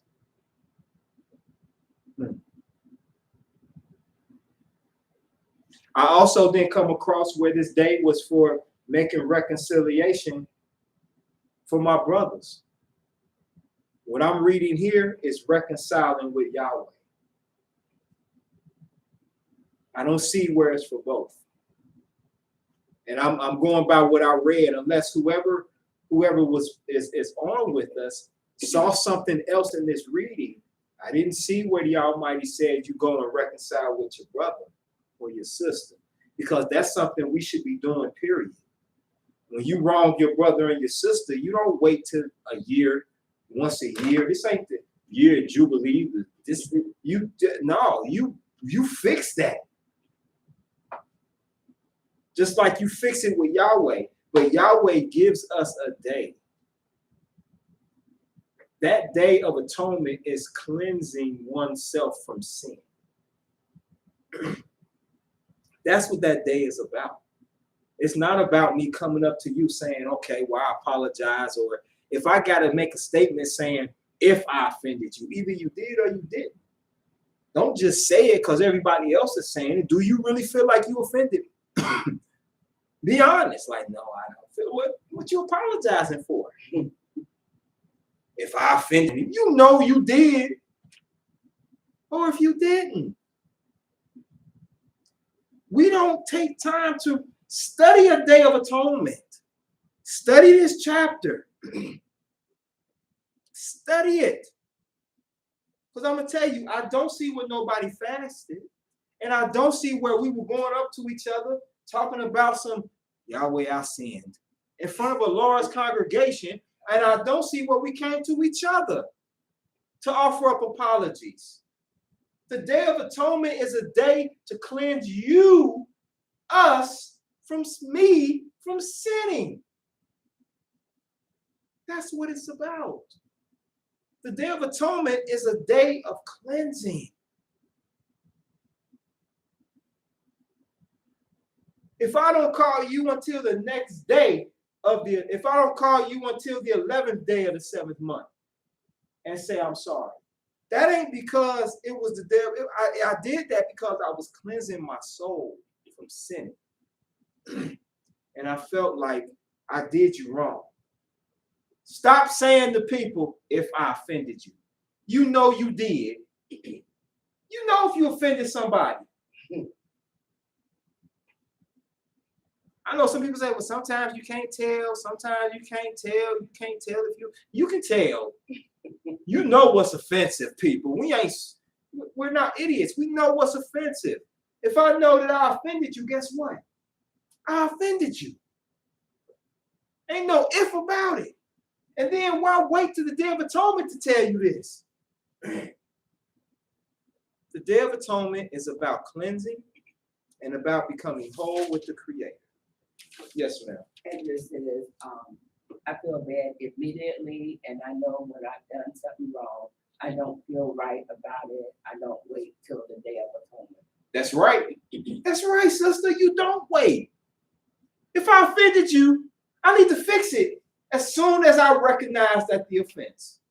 Sometimes it's immediate, like, oh, I shouldn't have said that. Oh, I'm sorry. I shouldn't have said that. Or sometimes it's over time. Somebody might come to you and be like, man, what you said to me. You might not realize you offended them. They might have to come to you and be like, man, you know what? What you did was very offensive. Oh, well, I'm sorry. I apologize. I didn't mean to offend you. I'm sorry. Now you can use the term, oh, I'm sorry. I didn't mean to offend you. Or, if I offended you by saying that, I'm sorry. Don't wait for a whole year and be like, if I offended you. This day wasn't guaranteed to me. It wasn't guaranteed to you. So stop saying, I hope whoever watching this, listen, stop telling people, I'm sorry if I offended you. You know if you offended somebody. And if you feel like you're going around offending people, just apologize and say, I'm sorry for offending you. And don't wait until the 10th day of the 7th month to do that. Yes, ma'am. Leah said, how do you afflict yourself? That's the thing we got to figure out. That's what we got to figure out. Because I'm not reading anything where it says fast. But once again, I'm not talking against fasting either. I am not. If you choose to fast on the Day of Atonement, then fast. There's nothing wrong with fasting. Fasting is beautiful. Let me put that out there. Fasting is a beautiful, beautiful way of getting to the hint of humility. Maybe that's what that is. Afflict your soul. You fast. Maybe, you know what? Fast on the day. When you atoning, if you want to atone, instead of just sitting around and wallowing in guilt, fast, pray, and then make amends. Okay? I'm going to say that. I'm not talking against fasting at all. I'm not. I'm not talking about fasting at all. But also, if you're going to fast, let it be because you truly want to be cleansed from that sin, and not just because it's something to do because everybody else is doing it. Because at the end of the day, it's you and Yahweh. And Yahweh wants sincerity. And once again, I'm not talking against fasting. I want that to be known so that when y'all play this back, y'all see Brother Michael didn't say he was talking against fasting. I'm for fasting. I am for it. I'm letting the world know, or whoever listening, I am for fasting. I am 100% on team fast. Because it is a great tool to use to humble yourself.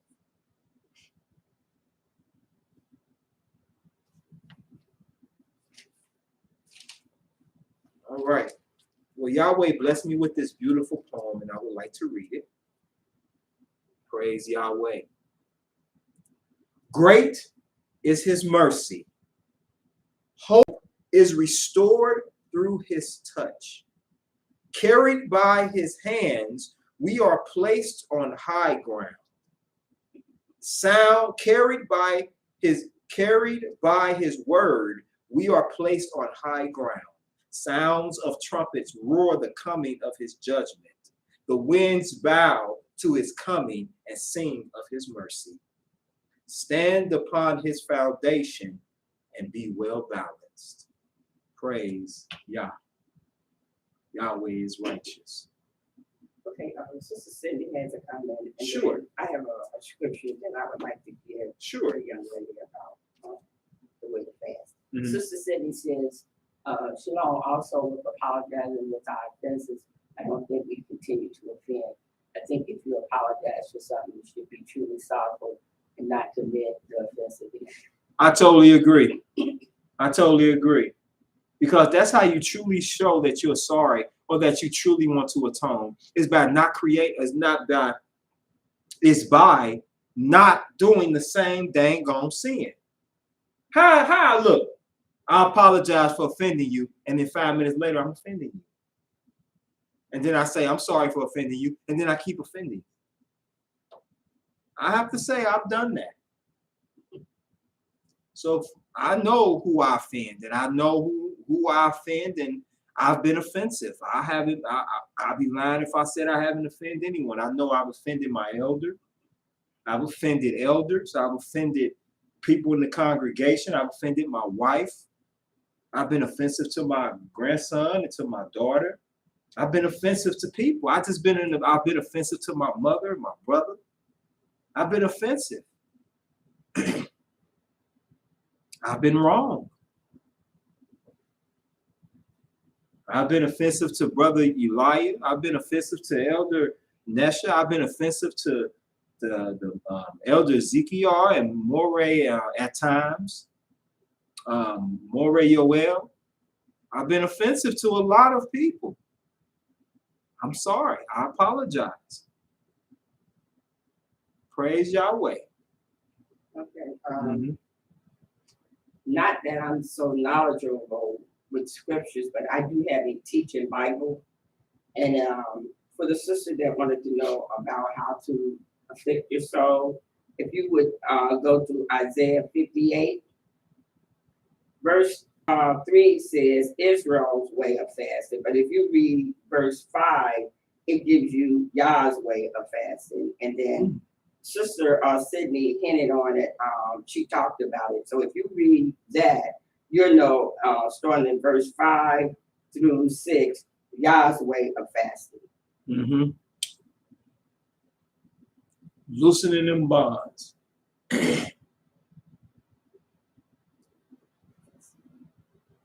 Loosening them bonds of wickedness. How about we fast from doing wrong? That's what we do. So as my elder said, yes, read that is Isaiah 58, 5 and 6. And you're right, my queen Sydney, she did. She hinted to it. She said it. Yeah. She said it. Loosening them bands of wickedness. Fast from doing wrong, man. But I want us to pull out in this here how dirty sin is. And how we really do need to be sorrowful in the state of captivity that we're in. All right. So let us pray out. Praise the Almighty Yahweh. Thank you for tuning in and listening. We're going to pray out. And let's face the east. Shema, Shema, Israel, Israel, Yah, Yah, Eloheinu, Eloheinu, Yah, Yah, Akkad. Akkad. Hear, O Israel, Yahweh Elohim, Yahweh is one. Glory belongs to you, Yahweh. Thank you for a beautiful Sabbath as it comes to an end. Thank you for your mercy and your compassion. Thank you for wisdom, understanding, strength. Thank you for your blessings and your help. Thank you for your protection and your kindness. Yahweh, please continue to bless us and keep us. Please continue to have your face shine upon us. Please continue to have your face shine upon us and give us peace. Hallelujah. Hallelujah. Hallelujah. Hallelujah. Hallelujah. Hallelujah. Praise the mighty Yah. Yah is righteous. Yah is holy.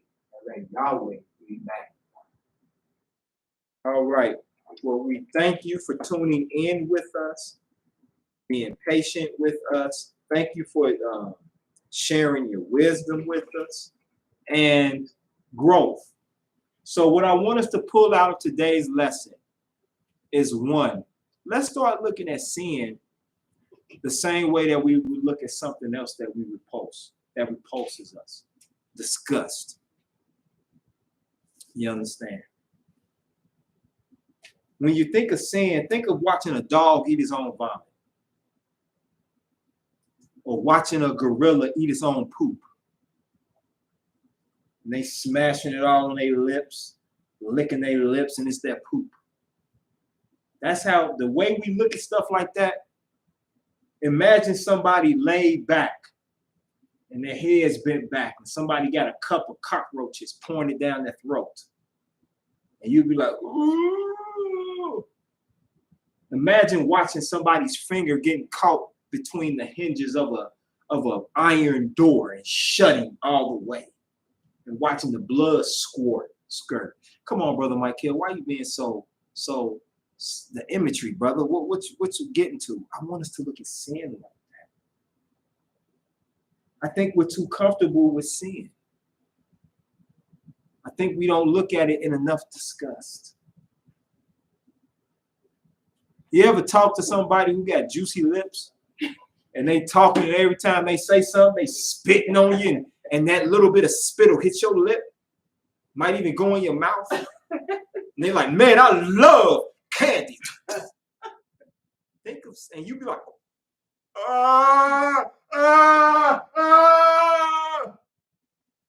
You understand? Think of sin like that. I looked over, my elder was holding her mouth like, oh. Think of sin like that. Think of sin as the elephant in the room that left dung in the middle of the space that you need to walk in. Don't think of sin as the elephant. Think of it as the dung. And if you've been to a zoo, yeah, some of that. So with that being said, thank you so much for tuning in with us and being with us and sharing with us. I want to thank Brother Cisco, Andrea. I want to thank Sister Yulia. I want to thank Brother Cisco, my wife Sydney. I want to thank T.Y. I want to thank all those that tuned in to share wisdom. Uriah when he listens, Lioness when she listens. I want to thank Kira when she's listening. Y'all, Kira, that's my sis. It's an honor and a praise. And there's one more comment. Yeah, well, I just want to make, this is Elder Nesha. I did the piece on trauma. Our nation has been and still is being traumatized emotionally, and we just need to be circumspect when we are dealing with each other because we're all going through trauma, and we need to be more proactive and not react to each and everything that somebody says to us. With that being said, praise Yah, hallelujah. Praise Yahweh. And I totally agree with that. And also, too, let me say this, too. And I totally agree with that. Watch how we interact with each other. And then those of us with the trauma, watch how we interact with others. Here's the thing. Don't bring me into your trauma if I don't want to come in. Don't bring me. Don't pour don't pour your problems on me unless I invite it in and say, and even if I invite your problems in, you still got to curtail it to how I want to deal with it because I'm inviting it in. Or no, if I invite it in, then you give it to how it needs to get it because I invite it in. But if you want to pull me into your drama because you want my help, then you're going to deal with it the way that I want to deal with it. You understand? And I'm not saying that to be arrogant. I'm saying that to be real because we're all dealing with something. So just like you don't want to be dealt with any kind of way, we don't want to be talked to any kind of way. And I'm not saying I'm without drama or trauma. I'm just using that as an example. I can't come at you crazy because I'm dealing with trauma.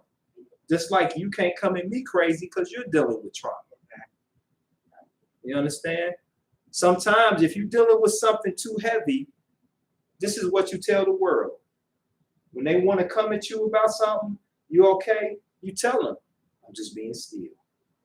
That's it. That's the new thing. I'm being still.